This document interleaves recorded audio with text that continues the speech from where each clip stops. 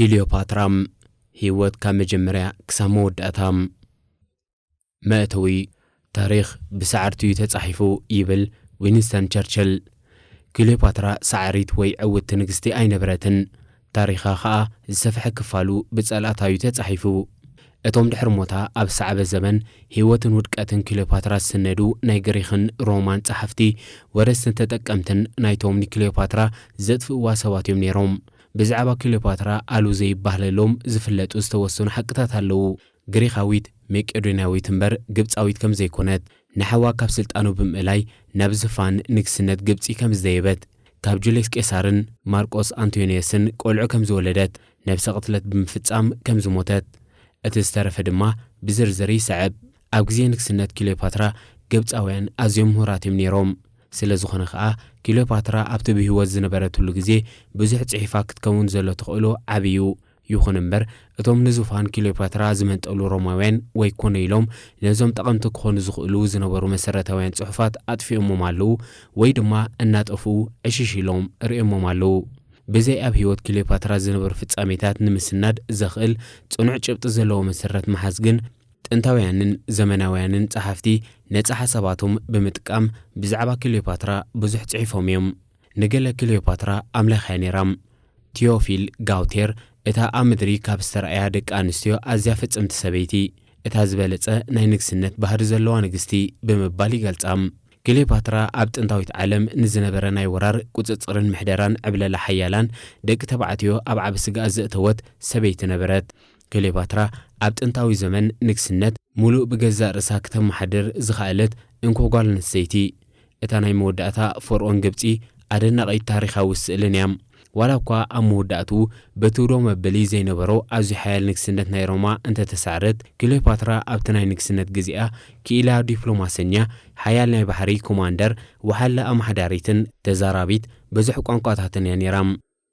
እዚ ይኹን እምበር ክሊዮፓትራ ንብዙሓት ሰባት ብመንገዲ ዝሙት ተስሕት ነበረት ክሊዮፓትራ ኣብ ፖሊሲ ናይ ውልቀ መላኺ ዝነበረ ቄሳር ኣካልቲ ምስጢራዊ ናይ ፍቕሪ ርከባቱ እምበር ካልእ ወልሓንቲ ኣይነበረትን ይብል رونالد سيم استبهله تمرمر تاريخ بمسرت ገለ ሰባት ክሊዮፓትራ ነተሁብ ዝነበረ ጽባቐኣ ኣብ ምዝመዛ ናይ ክልተ ዓበይቲ ስእሊ ናይ ሮማ ዝነበሩ ሰባት ብምጥቃም ገዛ ውድቀቶም ዝሃንደሰት ሰብያም ብዘይካዚ ንሳ እተፍርሕ ሰበይቲ ንሰብኡት ናብ ዝሙት እትደፍእ ኣስማተኛን ከምኡን ንዓም ግልጋል ማለት ንናይ ሮማ ደም ዘለዎም ሰብኡት ወርደት ማለት እዩ ኣብ ሓቅን ተመጺና ክሊዮፓትራ ኣብ ቶሎሚያዊ ሰርወ መንግስቲ እታ እንኮ ብገዛእ ርእሳ ትመርሕ ዝነበረት ንግስቲ ብምንባራ ምእንቲ ብዕውት ኣገባብ ንኽትመርሕ ካብ ንግስነታ ዘረብሕ ወዲ ተባዕታይ መሻርኽቲ ክትመርጽ ተገዲዳ እያ ንክሊዮፓትራ ሮማንቲካዊ ፍቕሪ ቀጻሊ ጎኒ ጎኒ መንግስታዊ ፖሊሲታትን ጉዳያትን ዝኸይድ ጉዳዩ ነይሩ ንደቃ ካብ መን ትወልዶም ነይራ ብዘይገድስ ክሊዮፓትራ ኣብ ታሪኽ ኣዝያ ሃበብቲ ንግስቲ እያ ግምታትን ጎቦ ዝብሉ ዘረባታትን ኩሉ ግዜ ናይ ክሊዮፓትራ ዝርዝር ህይወት ወኪሎም ዝነበሩ እዮም ይኹን እምበር ናብቲ ክሊዮፓትራ ትነብረሉ ዝነበረት ግዜን ቦታን ብምጓዓዝ እንተወሓደ ገለ ኣሰር ናይዛ ዝሓየለት ኣብ ጥንታዊት ዓለም ትመርሕ ዝነበረት ጓል ኣንስተይቲ ክንሕዝ ንኽእል ኢና ምዕራፍ 1 ቶሎሚያዊ ሰርወ መንግስቲ ኣካላተይ ቅበርዎ ዝኾነ ሓወልቲ ኸኣ ኣይትስሩሑለይ ሰባት እትና ዓለም ዝተዓወተላ ሰብ ምስ ሞተ ኣብ ኢድ ወልሓንቲ ከም ዘይተማልእ ምእንቲ ክፈልጡ ኣእዳወይ ኣብ ደገ ኣውፂኹም ግደፍወን ኣሌክሳንደር ዓብዪ ክሊዮፓትራ ቅድሚ ጓል 19 ወይ 20 ዓመት እንከላ ንንግስነት ግብጺ ብዛዕባ ዝገበረቶ ቃልሲ ዝፍለጥ ኣዝዩ ውሕድ እዩ ኩነታት ኣተዓባብያን ኣብቲ እዋን ዝነበረ ፖለቲካዊ ሃዋሁን ግን ናይ መጻእ ንግስቲ ክትከውን ከም እትኽእል ዝእንፈት ነበረም ክሊዮፓትራ ኣብ ዓመተ 69 ቅድሚ ልደተ ክርስቶስ ኣብ ናይ ግብጺ ናይ ጥንቲ ርእሰ ከተማ ኣሌክሳንድርያ ዝተወልደት ጓል ቶሎሚ መበል 12 ኣውተለስያም ኣብቱ ንጽርን ዘይካትዕን ነዊሕ መስመር ዘለዎ ዘርኢ ወለዶ ነጋውስ ቶሎሚ 12 ወለድኡ ካብቲ ጀነራል ናይ ኣሌክሳንደር ዓብዪ ዝነበረ ቶሎሚ ቀዳማዩ ክሊዮፓትራ ካብቶም 5 ኣሕዋት መበል ካልእቲ እያ ነይራ منነት ኣሕዋታ ፍሉጥ እኳ እንተኾነ منነት ወላዲታ ግን ፍሉጥ ኣይኮነን ኣሕዋት ክሊዮፓትራ በረኒክ ራብዓይቲ ቶሎሚ መበል 13 ቶሎሚ መበል 14 ኣርሲኖይ ራብዒትን ኮይኖም ካብ ክልተ ዝተፈላለያ ኣንስቲ ዝተወልዱ ክኾኑ ይኽእሉ እዮም። ክሊዮፓትራ ራብዒቲ ናይ ግብፂ ማለት ሓፍቱን ሰበይቱን ንቶሎሚ መበል 12 ኣደ ክሊዮፓትራ ክትከውን ዘሎ ትኽእሉ ዓብዩ ይኹን እምበር እታ ንቶሎሚ መበል 12 ካልእቲ ሰበይቱ ዝነበረት መንነታ ብልክዕ ዘይትፍለጥ ኣባል ግብፃዊ ናይ ክህነት ስድራ ቤት ታህያም ኣደ ክሊዮፓትራ ዝብል ግምታት እውን ኣሎ። ቶሎሚ መበል 12 ኣብ መወዳእታ ካልኣይ ክፍለ ዘመን ናይ ቅድሚ ልደተ ክርስቶስ ዝተወልደን ወራሲ ናይቲ ኣብ ቅልውላው ኣትዩ ዝነበረ ንግስነት ናይታ ሃገርን ዝነበረ ሰብ እዩ። ኣብቲ እዋን ምትእታው ሮማውያን ኣብ ፖለቲካ ግብፂ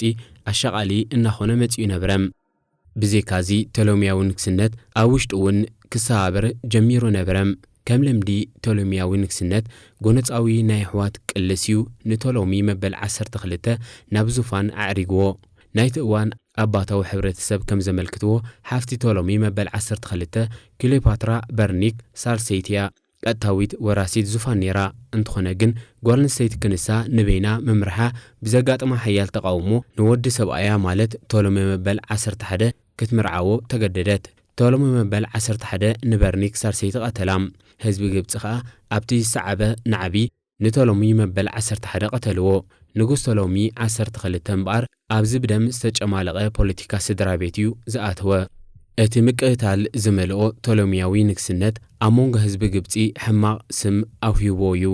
ኣብ ኣሌክሳንድርያ ዝነበሩ ገለ ሓያላት ጉጅለታት ንናይ ቶሎሚ መበል 12 ሕቶ ዙፋን ኣብ ሓረግ ወለድኡ ሕማቕ ዘረባ እናወርወሩ ብቐጻሊ ኣብ ምልክት ሕቶ የእትውዎ ነበሩ። ብዘይካዚ ስግኣት ሮማውያን እውን ብዓብዩ ኣንጸላልዩ ነበረ። ምኽንያቱ ቶሎሚ 10 ኣቦ ቶሎሚ መበል 12 ንሮማውያን ዝነብሩ ዕዳግ ክኸፍል ብዘይምኽኣሉ ኣምስያናቱ ንግብፂ ክቋፀሩ ፈትዩሎም ስለ ዝነበረ። ስለዚ ሮማ ኣብ ዝኾነ እዋን ግብፂ ትግባኣንያ ክትብል ትኽእል ነበረት። ማዕሪ እቶም መሰሎም ዝተነፍጉ ደቀባት ግብፃውያን ብቶሎሚያዊ ንግስነት ረብሪቦም ኣብ ዝነበረሉ ሮማ ከዓ ኣብ ዞባ ሜዲተራንያን እታ ዝደልደለት ፖለቲካዊ ሓይሊ እናኾነት ትመጽእ ነበረት። ሮማ ኣብ ካልኣይ ክፍለ ዘመን ናይ ቅድሚ ልደተ ክርስቶስ ዳርጋ ንዝበዝሐ ክፋል ግሪኽ ተቆፃፂራቶ ነበረት። እታ ኣብ ጽላሎታ እትርከብ ናይ ቶሎሚ 12 ግብፂ ከዓ ኣብ ወረቐት ናጻ ሃገር ኣብ ግብሪ ግን ንሓርነታ ኣብ ሮማ እትምርኮስያ ዝነበረት። ክሊዮፓትራ ጓል 10 ዓመት ምስ ኮነት ኣቦኣ ኣዕናዊ ባጤራ ሰሊ ናይቲ ሃገር ናይ ምሕሳር ኣዝዩ ዝተጋነነ ወሰኽ ቀረጽ ናይ ምእታውን ስጉምቲ ወሰደ። እዚ ከዓ ናብ ዕልዋ ዝመርሐ ቁጠባዊ ውድቀት ኣኸተለም። ቶሎሚ 12 ንሓገዝ ውሽጣዊ ጉዳያቱ ገጹ ናብ ሮማ ኣዞረም። ብገዛእ ናይቶም ሰለስተ ሓያላት ሮማውያን መራሕቲ ፖለቲከኛ ጁልየስ ቄሳር፣ ጀነራል ግናውስ ፓምፒየስን ናይ ንግዲ ክኢላ ማርከስ ክራሰስን ቶሎሚ ነቶም ኣብ ትሕቲኡ ዝመሓደሩ ህዝቢ ንኸኽብርዎ ከገድዶም ከም ዝኽእል ኣመነም። ኣብ መበል 59 ዓመት ቅድሚ ልደተ ክርስቶስ ንቀይሳር ኣምሳያ እቲ ዝወዓለሉ ዕለት ማለት ከም ማሕዛን መሻርክትን ግብፂ ዝተቐበሎን ምናልባት እውን ናይ ሮማ ዜግነት ዝሃቦን ካብቲ ድሮ ጎዲሉ ዝነበረ ግምጃ ግብፂ ከፈሎ። ድሕሪ እዚ ፍጻመ ኣብ ውሽጢ ሓፂር እዋን ሮማ ነታ ኣብ ትሕቲ ቶሎሚያዊ ንግስነት እትመሓደር ዝነበረት ቆጵሮስ ምስ ኣጸንበረታ። ቶሎሚ ከዓ ወላ ሓንቲ ግብረ መልሲ ኣይሃበን። ከም ግብረ መልሲ ናይ ዝስቕታ ዝግን ኣብ ትሕቲ ምሕደርኡ ዝነበሩ ህዝቢ ዳግማይ ዓለውን ኣደሙን። ንቶሎሚ ከዓ ናብ ሮማ ክሃድም ደረኽዎ። ክሊዮፓትራ ናይቲ ኣብ መጻኢ ሓደ መዓልቲ ክትመሓደሮ እትጅምር ንግስነት ዝነበረ ዘይርጉእነት ክሳብ ክንደያ ትርድኦ ነይራ ንምፍላጥ ዝከኣል ኣይኮነን። ክሊዮፓትራ ናይ ቁልዕነት ግዚኣ ምስ ኣሕዋታ ኣብ ሓደ ካብ ኣዝዮም ውቁባት ኣብያተ መንግስቲ ጥንታዊ ዓለም ተዓፅያ ዘሕለፈቶ ሰብ እያ። ክሊዮፓትራ ኣብታ ዝዓበየትን ቆዝሞፖለቲከኛን ዝኾነት ከተማ ኣሌክሳንድርያ ዓብያ። ገለ ክፋል ቶሎሚያዊ ቤተ መንግስቲ ነቲ ህቡብ ቤት ንባብ ናይ ኣሌክሳንድርያን ቤተ መዘክር ዝሓዘዩ ነይሩ። እቶም ኣብኡ ዝነበሩ ብፍሉይ ጥበቦም ዝልለዩ ሊቃውንቲ ከዓ እዮም ንክሊዮፓትራ ዝመሃርዋ። ብመሰረት እቲ ንታሪክ ህይወት አንቶኒ ዝጸሓፈ ፕሉታርክ እዛ ናይ መጻኢ ንግስቲ ቋንቋታት ሶርያ፣ ዓረብ፣ ዕብራይስጢ፣ ግሪክ፣ ግብፅን ብዘይ ጸገም ክትዛረብ ትኽእል ነበረት። ንደቂ ንጉስ ቶሎሚ መበል 12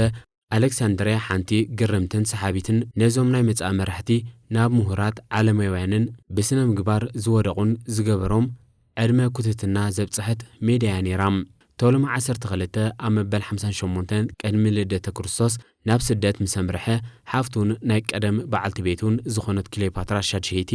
ካብ ዘይምፍላጥ ተበጊሳ ዙፋን ንምጭዋይ ተበገሰት በረኒከ እታ ዝዓበይት ጓል ክሊዮፓትራ ሻድሸይቲ ከምውን ቶሎምውን ዙፋን ንግስነት ይግባእኒ ይበሉ በዝኻ እዘን ክልተ ኣደንጓልን ንጋውስ ብዙሕ ዘይተለምደ ኣገባብ ብምኽታል ክልቲአን ብሓባር ዝተወሰነ ግዜ ከም ዝመርሓዩ ዝእመን ክሊዮፓትራ ሻድሸይቲ ግን ቀድሚ ቶሎሚ ናብ ግብፂ ምምላሱ ብዙሕ ጥርጣረታትን ሕቶታትን ብዝፈጥር ኣገባብ ሞተት ኣብዚ እዋን በርኒከን መሪሕነታ ኣፍልጦ ዝህብ ሰብኣይ ኣብ ምንዳይ ኣተወት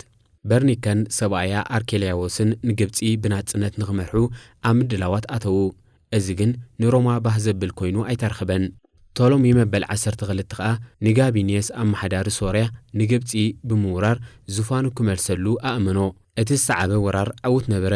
ንጉስ ኣርኬልያዎስ ኣብ ዓውዱ ኪናት ተቐትለም በርኒካ ሳርሰይቲ እውን ኣብ ጎኒ ብዙሓት ሃብቶማት ደገፍታ ብማሕነቕቲ ተቐትለት ሓደ ካብቶም ኣብዚ ግዜ እዚ ንግብፂ ንምውራር ዝተለኣኩ መንስያት ናይ ሮማ መኮንናት ማርክ ኣንቶኒ ነበረ እዚ ኣብ መጀመርያ ናይ ዞባዊ ጉዳይ ተልኽኡ ዝነበረ ናይ ፈረሰኛ ሰራዊት ኣዛዚ ነቲ ኣብ ዙርኡ ቁልዕ ዝነበረ ፖለቲካዊ ፍጻሜታት ብትኹረት ይከታተሎ ነበረ ኣንቶኒ ናብ ቤተ መንግስቲ ቶሎሚስ ክመጽእ እንከሎ ክሊዮፓትራ ጓል 14 ዓመት ነበረት ስለ ዝኾነ ከዓ ናይ ኣቦኣ ስደት ናይ ሰይቶቦኣ ሃንደበታዊ ሞትን ናይ ሓፍታ መሓነቕትን ካብ ምፍላጥ ከተምለጥ ኣይከኣለትን ኣብቲ እዞም ናይ መጻፍ ፍቑራት ዝተረኸብሉ ግዜ ክልቲኦም በቲ ዝሓለፎ ዝነበሩ ዘይርጉእነት ዝመልኦ ኩነታት ዝተቐየዱ ሰባት ነበሩ ኣብቲ ዝሰዓበ ህይወቱ ግን ኣንቶኒ ንክሊዮፓትራ ካብታ ንመጀመርያ ግዜ ዝረኣየላ እዋናት ሒዙ ኣብ ፍቕራ ምውዳቑ ተኣሚኑ እዩ ክሊዮፓትራ ብሓቂ ግብፃዊት ዘይምንባራ ምፍላጥ ንብዙሓት ዘገርም ወይ ዘይትጽቢታዊ ነገር እዩ ክሊዮፓትራ ካብ ሰርወ ንግስነት ናይ መቄዶንያ ግሪክ ዝተወለድ ኮይና ሓደ ርብዒ ካብ ወለድኣ ማለት ብወገና ኣዴኣ ከዓ ግብፃዊት እያ ክሊዮፓትራ ንግብፂ ክትርከባ እንከላ ግብፂ ብኩሉ ነገራ ኣዝያ ዝተመቓቐለት ብቐጸላን ዓለይትን ኣዝያ ዝተፈላለየት ሃገር ነበረት ምትንሳእ ናይ ንግስነት ቶሎሚስ ኣብ ግብፂ ብዙሓት ግሪካውያን ናብ ግብፂ ንኽመፁ ክሰሓቡ ገበረም እንተኾነ ግን እዞም ሓደስቲ ስደተኛታት ንነፍሶም ከም ብሉጻት ዓሌት ይርእይዋ ስለ ዝነበሩ ምስቶም ደቀባት ግብፃውያን ይሕወሱ ወይ ይዛመዱ ኣይነበሩን እቲ ዝያዳ ኣቐልቦ ዝስሕብ ከዓ ግሪክ ሊንግዋ ፍራንካ መራዳድኢ ቋንቋ ናይ ግብፂ ኾነት እቲ ድሮ ተበጊሱ ዝጸንሐ ኣለዎ ኣብ ልዕሊ ደቀባት ግብፃውያን ከዓ መለሱ ኣስፋሕፈሐም ክሊዮፓትራ ንግስቲ ድሕሪ ምዃና እቲ ካብ ክልቲኡ ሃገራት ማለት ግብፅን ግሪክን ዘለዋ ሕውስዋስ ወለዶ ኣዝዩ ሓገዛ ንኽልቲኡ ማለት ንቋንቋታት ግብፅን ግሪክን ብዘይ ጸገም ናይ ምዝራብ ክእለታ ከምኡውን ብዛዕባ ባህሊ ታሪክን ወግዕታትን ግብፃውያን ዝነበራ ዓሚቕ ኣፍልጦ ፍቕርን ክብርን ናይቲ ህዝቢ ንኽትረክብ ኣኽኢልዋ እዩ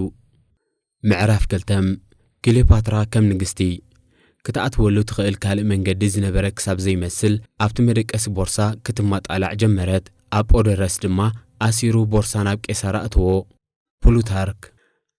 ኣብታ ጋቢኔስ ንቶሎሚ መበል 12 ናብ ዙፋኑ ዝመለሰላ እዋን እቲ ንጉስ ድማ ለበውኡ ጸሓፈ ካብቶም ዝገቦ ዝደቁ ኣብ ጎኑ ዝነበረት ክሊዮፓትራ ጥራይ ስለ ዝነበረት ቶሎሚ ኣብቲ እዋን ወዲ 8 ዓመት እዩ ዝነበረ ወራሲ ዝፋን ምዃና ፍሉጥ እዩ ዝነበረ እዚ እንተኾነ ግን ቶሎሚ ንኽልቲኦም ማለት ክሊዮፓትራን ወዲ ቶሎሚ መበል 12 እዩ ከም ሓባራዊ ወረስቲ ኢሉ ዝጠቐሶም ኣብቲ ለበውኡ ንህዝቢ ሮማ ከም ሓለውቲ ወይ ዋሕስ ነቶም ናይ መጻኢ ንጉስን ንግስትን ኢሉ ጠቒሱ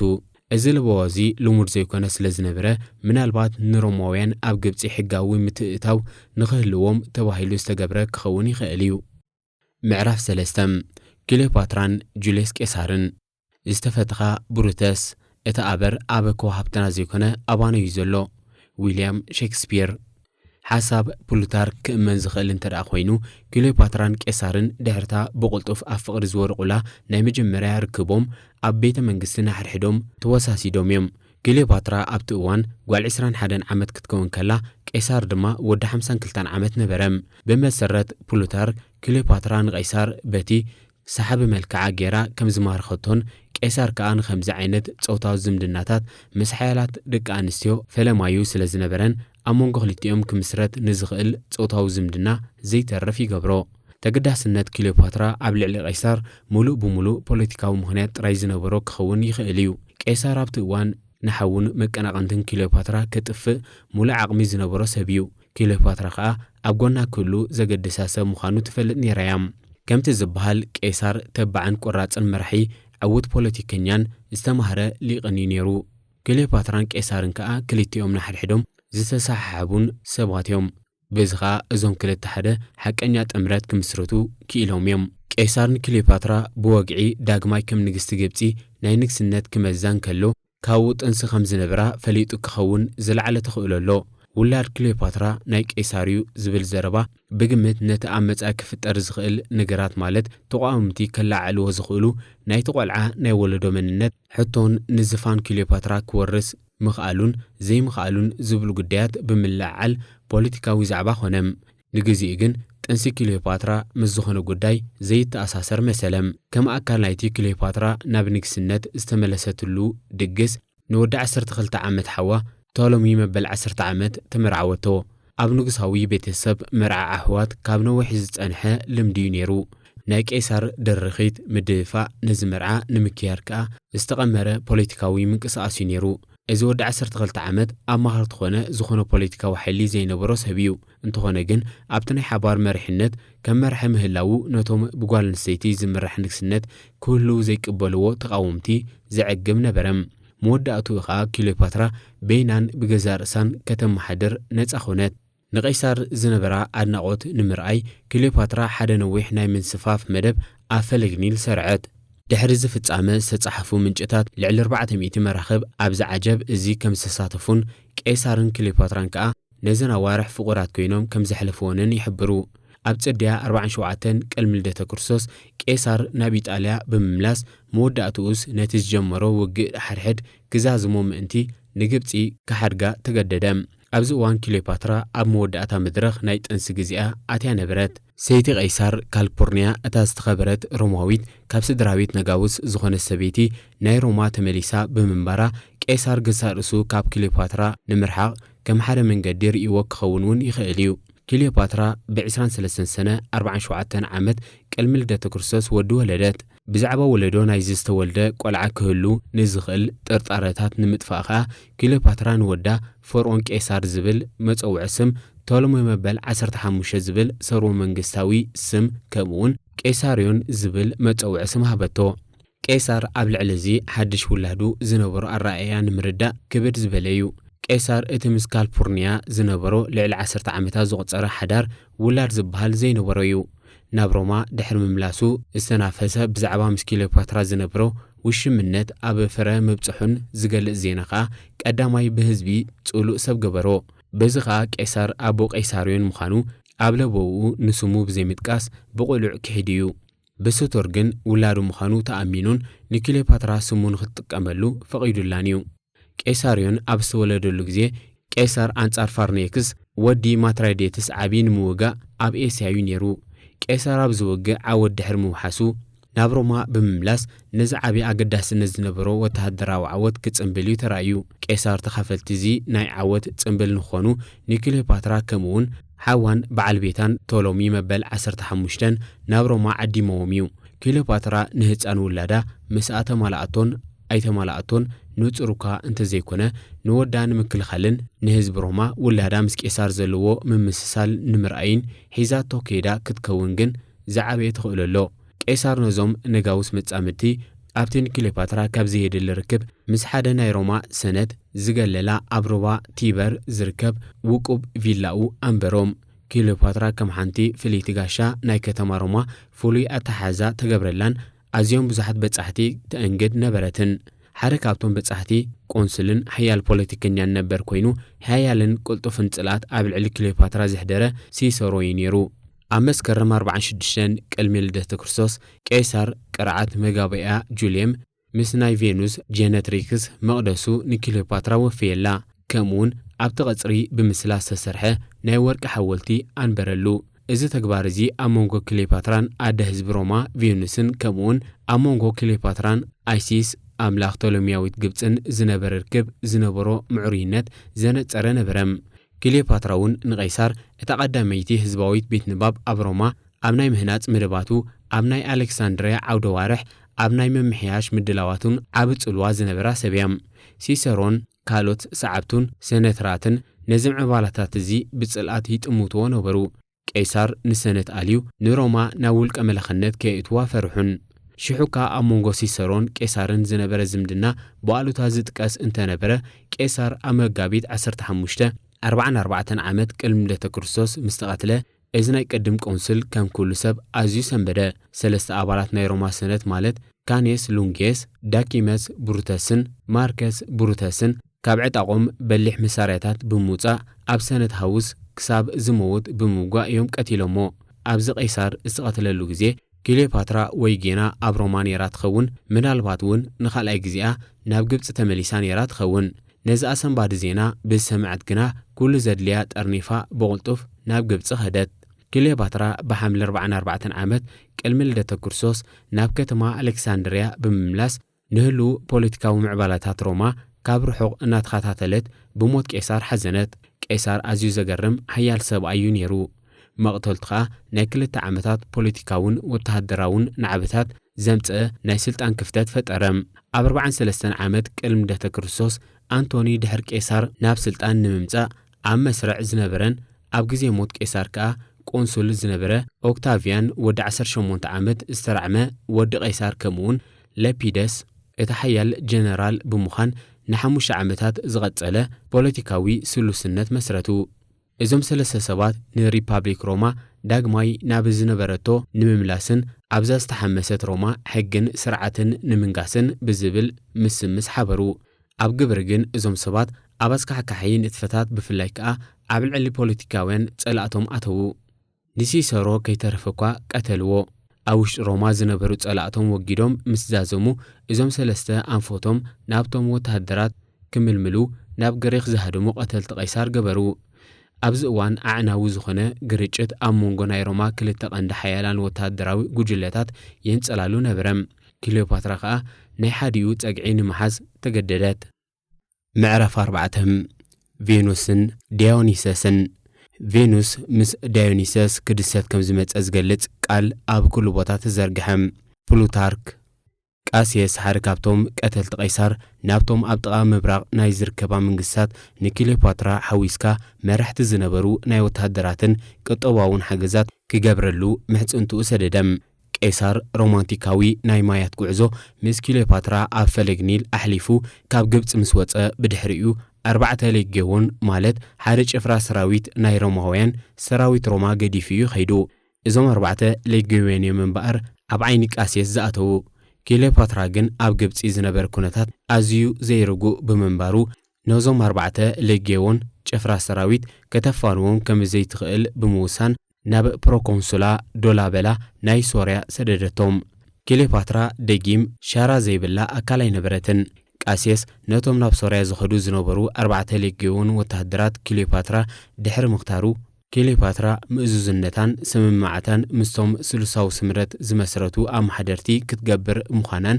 نلحنتومن قاسيس نجبصي كيوران كتزرارب مخانان بروحكونم سراويت قاسيس ان عبيه بزمصه كليوباترا ناي جزا رسا ጨፍራ مراخب بمقرب تراني بحري كوماندر بمحاز نابتنا أنطونين أوكتافيانن كتحجز زمدبتلو كباب مالت معرباوي جماجم جريخ مرخبا مرحا توعزت أبتم عبلات بحري زنبرة لكع كم سجا زلبست مولوكتاويت أيسيس زمسلا أكايدا إت أبدك أنستيو نجاوز بزح زير زنبرة نايوج دلونتا زراجتن ناي أملخيتي مثلا أبسبات زتن عن نبرم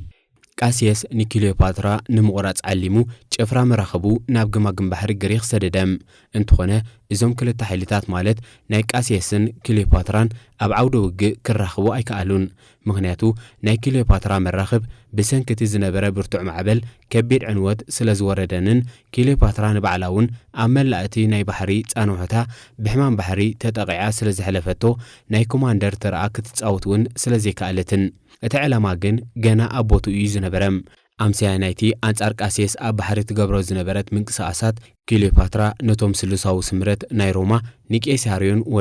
ودا قيصار مخانو أفلتو كهبو طلبت نساتمون نتقلبا بقوتا ملسو كليوباترا أبزا درجة كابت زنبر وقع حرحد أنسحيبا من قصان محدارن مقوصارن ناب ألكسندريا تملست بزعبا معبالتات نايتي زغطل زنبر وقع حرحد أول حبريتها كهلوا كم زلوا استردت كليوباترا أبجريخ مستيراوين وكيلات حديقات مليسا أموداتها نير بعن كلتن كلمدة كرسوس እዚ ወግእ ሕድሕድ እዚ ኣብ ዓውደ ውግእ ፊሊፒ ናይ ጠርዚ መልክዑ ሓዘም ሰራዊት ናይዞም ክልተ ጉጅለታት ኣብ ናይ 3 ሰሙን ፍልልይ ግዜ ክልተ ዓበይቲ ዓውደ ውግኣት ተዋግኡ እዘን ክልተ ዓውደ ውግኣት እዚኣተን ነዋሕትን ኣረሜናውነትን ዝመልአንን ነይረን ኣብ መወዳእታ ናይታ ካልእቲ ዓውደ ውግእ ከዓ ናይ ብሩስተስን ቃሲየስን ሰራዊት ሙሉእ ብሙሉእ ዓነወም እዞም ኣብዚ ውግእ ሕድሕድ እዚ ዝተሳዕሩ ብሩተስን ቃሲየስን ነብሰ ቅትለት ፈጸሙ ንሞቶም ስዒቡ ከዓ እቲ ናይ ሓቂ ሮማዊ ሪፓብሊክ ዳግም ናይ ምሕዳስ ዝነበረ ተስፋውን ሞተም ድሕሪ ምዝዛም ወግእ ሕድሕድ ስሉሳዊ ስምረት ንሮማ ኣብ መንጎኦም ክቐትልዋ መደብ ኣውፅኡ ለፒደስ ኣብ ሰሜን ኣፍሪቃ ንዝነበራ ዞባታት ሮማ ጥራይ ወሰደም ኦክታቪያን ንስጳኛን ዓባይ ደሴት ሳርዲንያን ዘጠቓልል ምዕራባዊ ሸነኽ ወሰደም ኣንቶኒ ብግድኡ ንኣብ ግሪክ ኤስያን ንእሽተይን ቀረባ ምብራቕን ዝርከባ ሮማውያን ዞባታት ዘጠቓልል ምብራቃዊ ሸነኽ ተማቐለም ኣንቶኒ ብዓንተቡ እውን ኣዝዩ ዓብላሊ ኣባል ናይቲ ስሉሳዊ ስምረት እዩ ዝነበረም እዚ ንኣንቶኒ ጎይታ ምብራቕ ዝገበሮ ስፍራ ተወሳኺ ስልጣን ኣብ ልዕልተን ግብፂ ትርከበን ናይ ምብራቕ ናፃ መንግስታት ስልጣን ሃቦ በዚ ከዓ ምርኻብ ኣንቶኒን ክሌፓትራን ናይ ግዜ ሕቶ ጥራይ ነበረም ኣንቶኒ ኣብቲ ኣብ ጤርሰስ ዝርከብ ዋና ምምሕዳሩ ንኽትህሉ ዝጠልብ ትሕዝቶ ዘለዎ ደብዳቤታት ንክሌፓትራ ሰደደላ ክሌፓትራ ነዚ ጠለባት ከም ትፅቢት ዝተገብረላ ዕሽሽ በለቶ ሓደ ካብ ሮማዊ ኣመሓዳሪ ናይ ዝተወሰነ ቦታ ዘይሓልፍ ስልጣን ዘለዎ ሰብ ንክሌፓትራ ንዑ ክትብል ንግስነት ሓዲጋ ክትመጾ ምሕሳቡ ዝነበሮ ትዕቢተኛ ባህሪ ዘርኢ እዩ መጨረሽኡ ግን ኪዩዲልየስ ዝተባህለ ናይ ኣንቶኒ እሙን ሓጋዚ ንክሌፓትራ ክእምና ስለ ዝኸኣለ ክሌፓትራ ናብ ኣንቶኒ ተጓዕዘት ኣንቶኒ ነዛ መንእሰይ ንግስቲ ብዛዕባ እቲ ኣብ መወዳእታ ናይቲ ናይ ሮማ ውግእ ሕድሕድ ንቃሴስ ከም ዝሓገዘቶ ዝገልጽ ዝተናፈሰ ወረ ካሓታ ከዋጥራ ዝመደበ እዩ ዝመስል ክሌፓትራ ግን ነዚ ጉዕዞ ንገዛእ ረብሓታትያ ተጠቂማትሉ ንኣንቶኒ ናይ ማሕላ በዓል ኪዳና ብምግባር ምምጻእ ክሌፓትራ ናብ ጠርሴስ ብሩባኪድኖስ ካብቶም ኣዝዮም ጉኑናት ፍጻሜታት ናይ ጥንታዊ ግዜ ነበረም ፑሉታርክ ነዚ ፍጻመ ክሌፓትራ ልክዕ ከም ኣምለኸይቲ ቬኑስ ተኸዲና ነበረት ብምባል ገለጾ ኣብታ ብወርቃዊ ክዳውንቲ መጽለሊ ዝተገብረላ ጸፋሕ ጃልባኣ ጎቦ ኮይና ዝነበረት ክሌፓትራ ብኣዝየን ጽቡቓትን ንበዓለን እውን ከም ንኣሽቱ ኣማልኽቲ ዝተኸድናን ደቂ ኣንስትዮ ተኸይባ ነበረት እተን ተሪለን ተሰሪዐን ዝነበራ ጸፋሕቲ ጀላቡ ብናይ ሻምብቆ ፍሉጥ ሙዚቃ ተሰኔን ኣብ ምጓዓዝ ነበራ ብየማነ ጸጋም ናይተን ጀላቡ ከዓ ኣዝዩ ምኡዝ ሽታ ዘለዎ ሽቱ ናብ ኣየር ይብተን ነበረም ክሌፓትራ ተመስጦ ክትሕድርያ መዲባም ኣተኣታትውኣ ናብ ጤርሴስ ከዓ ዝኾነ ዘይሕጉስ ነገር ኣይነበሮን ህዝቢ ተኸባቢ ነቲ መስርዕ ናይተን ጀላቡ ካብቲ ገማግም ሩባ ኣትሒዙ ብምስዓብ ኣሰነያ ኣንቶኒ ከዓ ካብ ቤት ጽሕፈት ዋና ምምሕዳሩ ብምውፃእ ነዛ ንግስቲ ሰላምታ ሃበም ክሌፓትራ ዝመረጸቶ ዓይነት ልብሲ ባዕሉ ዝዛረቢ ነይሩ ከም ኣምለኸይቲ ቬኑስ ብምልባስ ምስቲ ንነብሱ ከም ስጋ ሰብ ዝለበሰ ኣምላኽ ዳዮኒሰስ ዝፈልጣ ኣንቶኒ ኣብ ፖለቲካውን ውልቃውን ጉዳያት ብተውዓት ሽርክነታት ምምስራት ጀመረት ሽዑ ምሸት ቬኑስን ዳዮኒሰስን ብብዙሓት ሰበስልጣን ኣንቶኒ ተሰንዮም ኣብ ጃልባ ክሌፓትራ ብሓባር ተደረሩ ጃልባ ክሌፓትራ ብዓብይ ስሉም ምንጻፍ ግሩም ኣቑሑን ወቂባ ነበረት መላእ ኣካላታ ከዓ ብኣማይት ብዝቑፀር ናይ ዘይቲ ቀንዲላትን ብኣብ ምድጃ ዝቃጸል ዕንፀይትን በርሂዩ ይርአ ነበረም ኩሉ ነገር መስተንክራዊ ነይሩ እታ ናይታ ምሸት ድራር ልዕሊ እቲ ሓደ ሰብ ክሓስቦ ዝኽእል ቦሽቦሽ ዝነበራን ቲያትራዊትን ነበረት እታ ንግስቲ ከዓ ዳርጋ ንኹሎም ኣጋይሻ ካብቲ ኣብ ጃልባ ዝነበረ ኣቑሑ ዝፈተውዎ ንገዝኦም ሒዞም ክኸዱ ብምፍቃድ ልግስና ኣርኣየት ኣብታ ሰዓበት ምሸት እንጉዶት ምግባር ተራ ናይ ኣንቶኒ ነበረም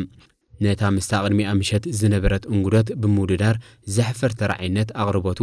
ኣንቶኒ ጨርቃን ብምግባር በቐሊሉ ክሽፍኖ ተራእዩ ክሌፓትራ ክንዲ ምንታይ ኩነታታ ከምተን ካልኣያ ክምችኦ ዝኽእል ጌራ በቐሊሉ ክትቀያየሮ ናይ ምኽኣል ክእለታ ብምርኣይ ከምቲ ኣንቶኒ ዝመርጾ ኣገባብ ማለት ተዛኒኻን ትኺልካ በቐታ ናብ ምዝርራብ ረዓመት ኣብ መበል ራብዒቲ መዓልቲ ክሌፓትራ ዳግማይ ኣብ ጀልባኣ ኣጋይሻ ናብቲ ብሮዛ ዕምበባታት ዝተመልአ መመገቢ ክፍሊ ብምዕዳም ኣዘናግዐት ኣብዚ እዋን ከዓ ካብ ምዝንጋዕ ወጻኢ ናብቲ ዋና ጉዳዮም ዝኣትዉ ኣንቶኒ ንክሌፓትራ በቲ ኣብ ግዜ ውግእ ሕድሕድ ንቃሴስ ሓጊዝክዮ ዝብል ክሱ ኣዋጠራም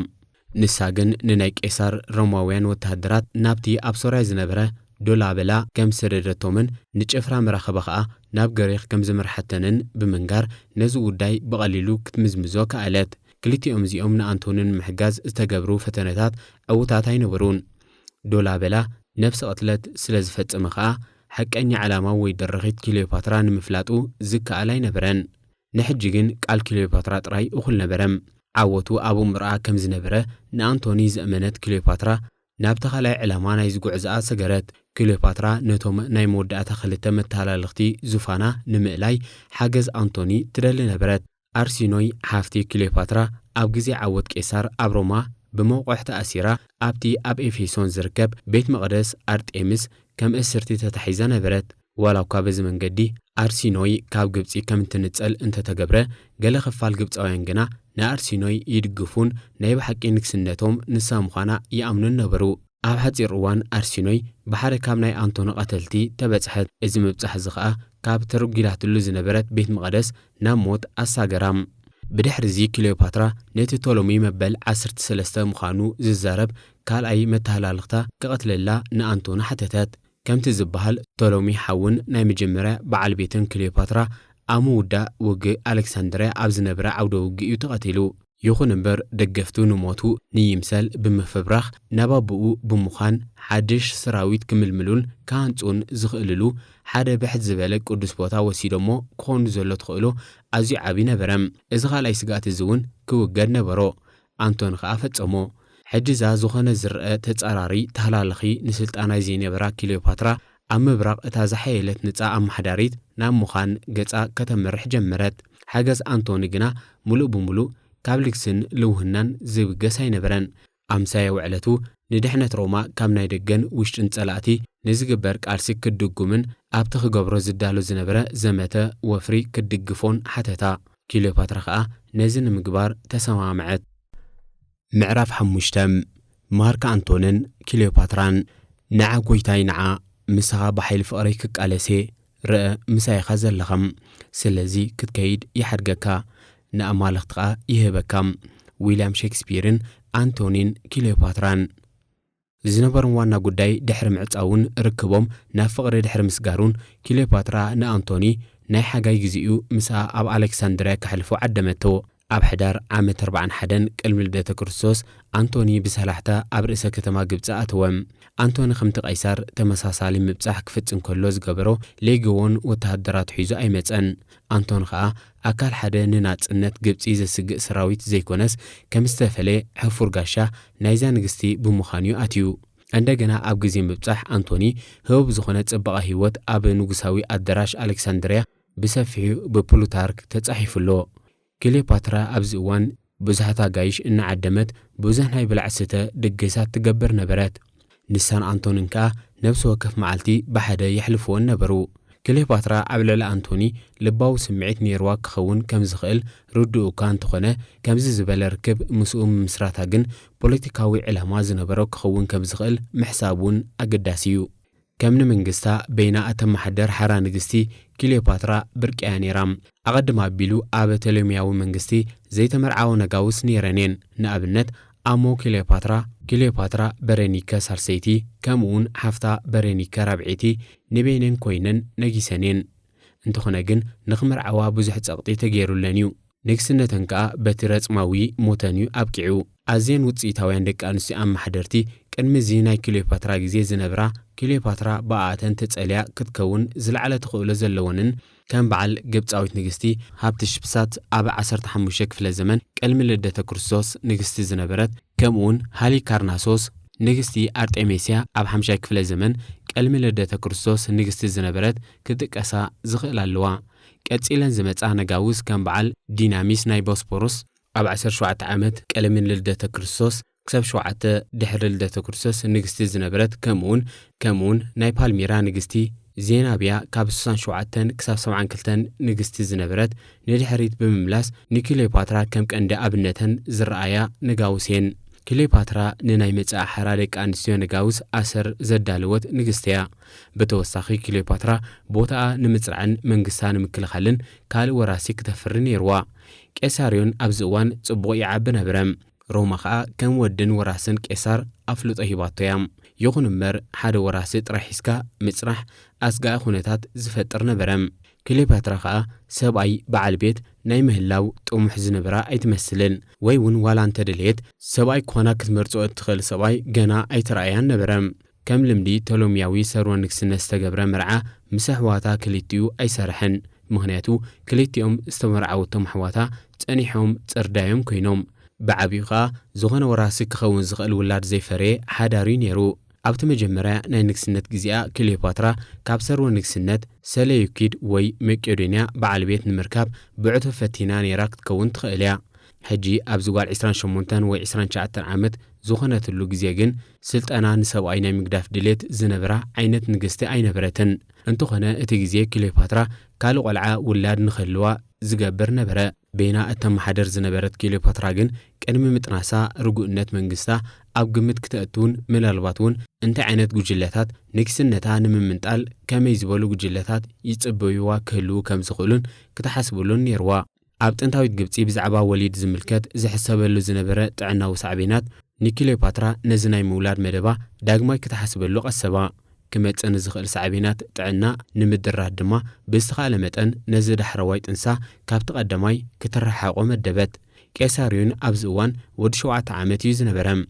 كليوباترا منقس جبتي مصرما أنت تسامعا تشارخان تراي كم تقوم تفلت نيرايا مزا كامل العالم زحيلة روما بمخان وراس مفتاركا اتفولي مرج أنا برم أنتونيجن بزعبا مربات كليوباترا يفلت نيرو دا يخون من البات أنتونين فولفيا استبهلت أب بوليتيكاو قديات روما كأنديت يستطافيت زنبرت في الاتسابيتي بمرعاو أب حدار زنبرة سبيو أنتونين فولفيان كلتا أودات ولدات زنبروم سب حداريوم أنتوني حاجاي مولو أب بيت منجستي كليوباترا نمحلاف نابقبت دحر مخارجين انتاي كسعب كم زغل فولفيا تتعبياتون يراكت كونا اللوام نوحنا حاجة عرفتي أنتونين كليوباتران أبتصدي 4 الملدة كريستوس بوزبي أبكعم حدا دحري مقتل قيصر كان معد سلساو سمرت زملت سعبي كاسياس سراويت بملمال نسريا وررا حدشنا أنتوني أم حداري أبتو بوتا زنبرة إل ديسيديس ساتسا تقاتلو سراوي تقات مارخم أنتوني جانا نايتي ناي بارتيان وفرو نمجمارو أي مدبن زنبرة جنكا نتا حيلي إنا للبز خيز زنبرة بارتيان قبر ملسك هب نبرو أبتلان زنبرة كونتات نبعلون زيرو قنتو إن عبيه خدا أنصار أوكتافيان زجبر زنبرة تقاومتاتون فتنتون عقلون وسخم أنتوني نيناي باتريان وفرون مجمارو كخير كله كليوباترا مناتو قلعوت أنيسا نبرت أنتوني دحر مخادو بزعبا زنبر هيوت كليوباترا استسند نجر دارجا يلن تنسى أنها تفلت بزخده كابعين هزبي كتكول سلج جمرت كخوني خيليو كليوباترا نمناتو ركاز ولدتو العلت بنوت أرز فلتوكا انت زيكونا كلمة مودا عام 4 كلمة لدت كرسوسيوم إزوم مناتو نبز عالم زمتو كليوباترا نزوم مناتو دكا كليوباترا سلنا كمون ألكسندر هيليوس بمبال سميتهم ترجمة اسماتهم صحين ورحن مخانيو أنتون سراويت مرحو أبرحو صفراء بمنبارو إزهم قلعو شمسدرا عند أبو أيتوهابو من زنبرم كليوباتران أنتونن أب عامة 37 كلمة لدت كرسوس داقماي دحر من رخبونجن أنتونن نزوم مناتو كم دقو تقبلو من سمو كتقامو فقدلو من كليوباترا نزوم حدث مناتو دقا أب ألكسندريا خوينا تعبيوم ويتأليوم أب زنبرتو لغزي أنتون غا كم حدش مرعوي حدش هيوت أم جمار نبرم كليوباترا أنيسا أب زنبرتو لغزي أب هيوت أنتوني بزح نجاري أقاتيمو سيت أنتوني فالفيا بروسين ور استبهله والحنتي فايدة زينبرون ناب جريق كتهدم زجددان نعبي أنصار أوكتافيان مرحت حاون أنتوني لوسياسون أبزن عبت ساتفم أوكتافيان تماريخو غات وسدا فولفيا أب سيكرون مس أنتوني نمرخاب أب قعزن كلا موتت أموتا فولفيا نتصراي كونن حرقاديو ويس كال مغنيات نيرو والحنت استفلت نجار يبلون يوخنبر فولفيا زمتتو لغزي أنتوني مس أوكتافيان كعرق سلزخالو كم تصبع أمون زرأيو أنتونين أوكتافيانن بوعل برانديزيم أبز فلت زقبروا وقعو سممع نجز أتروما داقماي أمونغوم تماغلوو بزوعل زخاء أنتوني نمبرا أوكتافيان كأه نمعراب وسدو بحر إيونيا كأه مفلالي دوبم كنم ውዕል ብራንዲዝየም ብተወሳኺ ኣብ መንጎዞም ሓደስቲ መሻርክቲ ናይ መርዓ ስምምዖን ዘካተተ ነበረም ኣብዚ እዋን ፉልቪያ ሰበይቲ አንቶኒ ሞይታ ስለ ዝነበረት አንቶኒ ማእመን እዩ ዝነበረም ነገር ኣጋጣሚ ኮይኑ ከዓ ኦክታቪያ ዝተባህለት ሓፍቲ ኦክታቪያን ሰብኣያ ኣብ ቀረባ እዋን ዝሞታ ሰብ ነበረት ከም መንገዲ ዳግመ ህንፀት ሓድነት ንሮማዊ ዓለም ዝተረኣየ እዚ ኣብ መንጎ አንቶኒን ኦክታቪያንን ዝተገብረ ስድራ ቤታዊ ናይ መርዓ ሓድነት ኣብ ህዝቢ ሮማ ጉኑን ነገር ነበረ አንቶኒ ብኸመይ ነዚ ክነጽጎ ይኽእል ኦክታቪያ ከምተን ኣቐዲመን ኣንስቲ አንቶኒ ዝነበራ ማለት አንቶኒ ኣብ ካልእ ቦታ ኣብ ህላውነት ደቂ ኣንስትዮ ንጋውስ ነዊሕ ግዜ ክሕልፍ ከሎ ኣብ ሮማ ብምዃን ጥራይ ክጽበይኦ ከም ዘለወን ብቐሊሉ ዝእምና ደቂ ኣንስትዮ ነይራ እንተትኸውን ክሌፓትራ ወልሓንቲ ዘሻቐል ነገር ኣይምነበራን ነይሩ ኦክታቪያ ወንደር ኦፍ ኤ ውመን ተባሂላ ትግለጽ ዝነበረት ሰበይቲ እያ ብርግጽ ከዓ ንናይ አንቶኒ ፍቕርን እሙንነትን ተቐጻጺት ነበረት ኦክታቪያ ክልተ ኣዋልድ ማለት ኣብ 39 ከምኡን ኣብ 36 ዓመት ቅድሚ ልደተ ክርስቶስ ወለደት ንኽልቲአን ከዓ አንቶንያ ብምባል ሰመየተን ክልቲአን እዘን ኣዋልድ ኣብ ግዝኣት ሮማ ኣብ መጻኢ ዓበተራ ተጻዊተን እየን አንቶንያ ዓባይ ዓባዩ ንሃፀይ ኒሮ ብምዃን አንቶንያ ንእሽተይ ከዓ ንሃፀይ ግላውዲዮስ ብምውላድ ምዕራፍ 6 ግዝኣት ክሊዮፓትራ ኩሎም ዘይልሙዳትን ሕማቃትን ፍጻሜታት ንቐበሎም ንምቾት ግና ንጽየኖ ዓቐን ጓሂና ምስ ጠንቂ ዝመጣጠን ዓቢ ክኸውን ናይ ግድን እዩ ዊልያም ሼክስፒር አንቶንን ክሊዮፓትራን ኣብተን አንቶኒ ካብ ኣሌክሳንድሪያ ድሕሪ ምውፅኡ ስዒበን ዝመጽ ዓመታት ክሊዮፓትራ ኩሉ ኣቓልቦኣ ንግብፂ ኣብ ምምሕዳርን ናይ ግዝኣት ዶባታ ኣብ ምስፋሕን እዩ ነይሩ ክሊዮፓትራ ዙፋን ግብፂ ኣብ ዝተረከበትሉ እዋን ቶሎምያዊ ግዝኣት ንእሽቶ ክፋል ናይቲ ኣብ ሓደ እዋን ዝነበሮ እዩ ነይሩ ቄሳር ብመሰረት ጠለብ ክሊዮፓትራ ንቆጵሮስ ኣብ 47 ዓመት ቅድሚ ልደተ ክርስቶስ ናብ ግዝኣት ቶሎሚስ ከም ትምለስ ገይሩ ነይሩ እዩ ሕጂ ከዓ ክሊዮፓትራ ንቂልቅያ ክትቆጻጸር ደለየት ቂልቅያ ሓንቲ ብጎቦታት ዝተኸበት ዞባ ናይ ደቡባዊ ክፋል ኤስያ ንእሽተይ ትርከብ ኮይና መእተዊት ናብታ አንቶኒን ክሊዮፓትራን ናይ ኣእምሮ ርክብ ዘካይዱላ ጥንታዊት ከተማ ጤርሴስ እያ ኣብዚ ኣብ ጤርሴስ ዝተገብረ ርክብ ክሊዮፓትራ መጀመርያ ናይ አንቶኒ ንቂልቅያ ክመርሰላ ሓቲታቶ ክትከውን ትኽእል እያ ምክንያቱ ብሕዳር 38 ቅድሚ ልደተ ክርስቶስ ቂልቅያ ኣብ ትሕቲ ቁፅፅር ክሊዮፓትራ ስለ ዝኣተወት ኣብ መወዳእታ ናይ ዓመተ 37 ቅድሚ ልደተ ክርስቶስ አንቶንን ክሊዮፓትራን ድሕሪ ነዊሕ ዳግማይ ተረኸቡ አንቶኒ ንምብራቕ ክኸይድን ነቲ አንጻር ፓርቲያናውያን ዝገብሮ ውግእ ከሰናድእ ነበሮ ኣብዚ እዋን ከዓ ኦክቲቪያ ክተሰንዮ ኣይከኣለትን ኦክቲቪያ ኣብ ኢጣልያ ስለ ዝዓረፈት አንቶኒ ንክሊዮፓትራ ናብ አንጾኪያ ንኽትመጾ ጠልቦ ኣቕረበም በዚ ዝተሓጐሰት ክሊዮፓትራ ከዓ ደቂ 3 ዓመት መናቱ ደቁ ምስኣ ብምምላእ መጻእቶ ብመሰረት ድሒሮም ዝተጻሕፉ ሓበሬታታት እቲ ርክብ ብኣዝዩ ብርቱዕ ስምዒት ዝተመልአ እዩ ነይሩ እንተኾነ ግን ነዚ ብርቱዕ ስምዒት ዝነበሩ ሃዋህው ገና ከይጸገበውን ከለዉ ክልቲኦም ኣቓልቦኦም ናብቲ ዕቱብ ዝነበረ ፖለቲካዊ ጉዳያት ክመልሱ ተገደዱ ሄሮድ ዝተባህለ ሮማዊ መንእሰይ ንርጉእነት ግብፂ ስጋኣት ክኸውን ጀመረም ሄሮድ ወደቲ ኣቐዲሙ መሻርክቲ ክሊዮፓትራ ዝነበረ አንጢጳጥሮስ ናይ ኣስካሎን እዩ ንአንቶን ከዓ ኣብ ደቡባዊ ሸነኽ ቦታ ክህቦ ሓተቶ አንቶን ከዓ ኣብቲ ፈለማ ርግኣት ዝበሃል ዘይነበራ ይሁዳ ኣመሓዳሪ ገይሩ ሾሞ ስድራ ቤት ሃስሞኒ እቶም ቅድሚ ምምጻእ ሄሮድ ንሓደ ክፍለ ዘመን ሙሉእ ንይሁዳ ዘመሓደሩ ግን ንሄሮድ ኣፍልጦ ክህቦ ኣይከኣሉን በዚ ከዓ ይሁዳ ናብ ውግእ ሓድሕድ ኣተወት ክሊዮፓትራ ኣብዚ ናይ ይሁዳ ኩነታት ናይ ምእታው ዝኾነ ባህጊ ድሌት ኣይነበራን ስለ ዝኾነ ከዓ ኣብዚ ን3 ዓመታት ዝቐጸለ ውግእ ሓድሕድ ንሄሮድ ዝኾነ ዓይነት ሓገዝ ኣያቕረበትሉን ኣብ መወዳእታ 37 ቅድሚ ልደተ ክርስቶስ ሄሮድ ነቲ ን3 ዓመታት ዝኸደ ውግእ ሓድሕድ ብዓወቱ ዛዘሞ ብድሕሪ እዚ ከዓ ንጹርን ህልውን ስጋት ንግዝኣት ክሊዮፓትራ ኾነ አንቶኒ ቅድሚ ምስ ክሊዮፓትራ ምርኻቡ ንደረት ግዜ ውዕል ብራንዲዝየም ንምሕዳስ ምስ ኦክቲቪያን ተረኺቡ ነበረም ብባርኾት ኦክቲቪያን ከዓ አንቶኒ ንናይ ምብራቕ ግዝኣቱ ዳግም ወደበም ኣብዚ እዋን ንግዝኣቶም ጦርንፍ ጌርካ መሓዝን ምስ ደገፍቲ ግዝኣት ሮማ ብዝኾኑ መራሕቲ ዝምሕደራ መንግስታት ዝምድና ምምስራትን ንሮማውያን 40 ነበረም አንቶኒ ሓደስቲ ሰርወ መንግስታት ብምውሳኽ ንናይ ምብራቕ ግዝኣቱ ሙሉእ ብምሉእ ዳግም ሓደሶ ኣብ ኩሉ ከዓ 5 ኣመሓደርቲ ስልጣን ናይዘን ሓደስቲ ግዝኣታት ሓዙ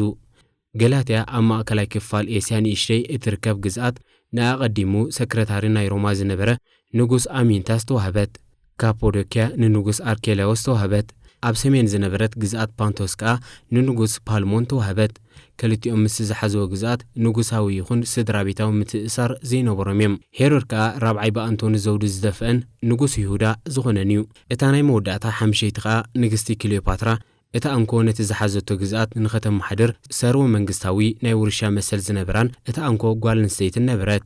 ካብዚ ናይ አንቶኒ ዳግመ ስርርዕ ናይ ምብራቕ ግዝኣቱ ክሊዮፓትራ እታ ኣዝያ ዝረብሐት ኣካል ነበረት ምክንያቱ ዳርጋን ኩሉ ክፋል እታ ኣቐዲሙ ናይ ቶሎሚያዊ ሰርወን መንግስቲ ዝነበረ ቦታታት ስለ ዝመለሰላም ኣብተን ዝቐጸላ ሒደት ዓመታት ከዓ አንቶኒ ንክሊዮፓትራ ነተን ኣብ ገማግም ባሕሪ ዝርከባ ከተማታት ጋዛ ቶሎሚስ ቢብሎስ ከምኡውን ገማግም ባሕሪ ፍንቄን ፊልስጤምን ሃባም ኩለንካ ኣዝየን ኣገደስቲ ማእከላት ንግዲ ዝነበራ ከተማታትን እቲ ዝያዳ ኣብ ባእሲ ክእቱ ዝኽእል ውህበት አንቶኒ ንክሊዮፓትራ ግን መበቆል ወለዶ ሄሮድ ዝኾነት ኣብ ይሁዳ እትርከብ ከተማ ኣስካሎን መሃብ እዩ መሊሱ ንሄሮድ ዘነደር ተወሳኺ ውህበት አንቶኒ ንክሊዮፓትራ ኣብ ጥቓ ከተማ ያሪኮ ዝርከብ ኣዝዩ ፍርያም መሬት ዝርከቡ ወረዳ ብምሃብ ቀጸለም እዚ መሬት እዚ በቲ ንሄሮድ ኣዝዩ ጠቓሚ ዝነበረ ኣግራብ በለሳን ዝተመልአ ሃብታም መሬት እዩ ነይሩ ክሊዮፓትራ ነዚ ናይ ይሁዳ መሬት ሄሮድ ክካረዮ ኣፍቀደትሉ እዚ ስምዕ እዚ ንሄሮድ ክሊዮፓትራ ክትወድቀሉ ክትስፎ ምኽንያት ኮኖ አንቶኒ ኣብ ይሁዳ ደዋ የበለን ንክሊዮፓትራ ኣብ ሓደ እዋን ኣካል ቶሎሚያዊ ግዝኣት ዝነበራ ካብ ቅድሚ ቁሩብ እዋን ግን ኣብ ትሕቲ ግዝኣት ሰለዩኪድ ኣቴን ዝነበራ ዞባታት ከይተረፈ ሃባም ተወላዲት ናይቲ ዝወደቐ ግዝኣት ማለት ግዝኣት ሰለዩኪድ ከም ምዃና መጠን ብሕጊ እዚ መሬት እዚ ከም ዝግባእ ተኣምን ነበረት እንተኾነ ግን አንቶኒ ጥራዩ ንኽህባ ሙሉእ ስልጣን ዝነበሮ ክሊዮፓትራ ብተወሳኺ ውሽጣዊ ሸነኽ ሶርያ ኣፓምያ ቻልኪስ ከምኡውን ቅሬጦስን ስትራቴጂካዊ ክፋል ገማግም ባሕሪ ናይ ናባትያን ዓረብ ናብ ግዝኣት ወሰኸት ኣብ ግዜ ንግስነት ክሊዮፓትራ ዝኾነ ብፍሉይ ዝዝከር ሲቪላዊ ዘይርጉእነት ወይ እውን ዝኾነ መኻልፍ ኣብ ምእካብ ግብሪ ኣይነበረን ዋላ እኳ ፈሌግኒል ኣብ ዓመት 42 ከምኡውን 41 ቅድሚ ልደተ ክርስቶስ ዝኾነ ናይ ዕልቕላቕ ሓደጋ እንተዘይፈጠረ ኣዝዩ ዓብዪ ሕርሻዊ ሓደጋ ግን ኣጋጢሙ ነይሩ እዩ ይኹን እምበር ክሊዮፓትራ ንሕርሻዊ ምህርቲ ከተማዕብሎን ክተስፍሖን ስለ ዝኸኣለት ኣብ ግዜ ሞታ ኣዝዩ ብዙሕ ትርፊ ኣእካልን ካልእ ምግብታትን ኣብ መኽዝናት ክትገድፍ ክኢላ እያ እዚ ይኹን እምበር ክሊዮፓትራ ከመይ ዓይነት ሰብ ምንባራ ምእማን ምግላጽ እውን ኣገዳሲ እዩ ንህዝባ ብውልቀ መላኽነት እትመርሕ ፍጹም ገዛኢት እያ ነይራ ኣገራሚ ዝኾነ ሓይልን ሃብትን ክሊዮፓትራ ቀጻልነቱ ክወሓስ ዝኸኣለ ነቲ ዝበዝሐ ህዝቢ ግብፂ ብምምላኽን ምብዝባዝን እዩ ነይሩ ልክዑ ኣብ ግዜ ንግስነት ክሊዮፓትራ ኣብ መንጎ ማእከላይ ቀጸላ ግሪኻውያንን ታሕተዋይ ቀጸላ ግብፃውያንን ዝነበረ ቕጠዋዊ ፍልልይ ጸቢብ እዩ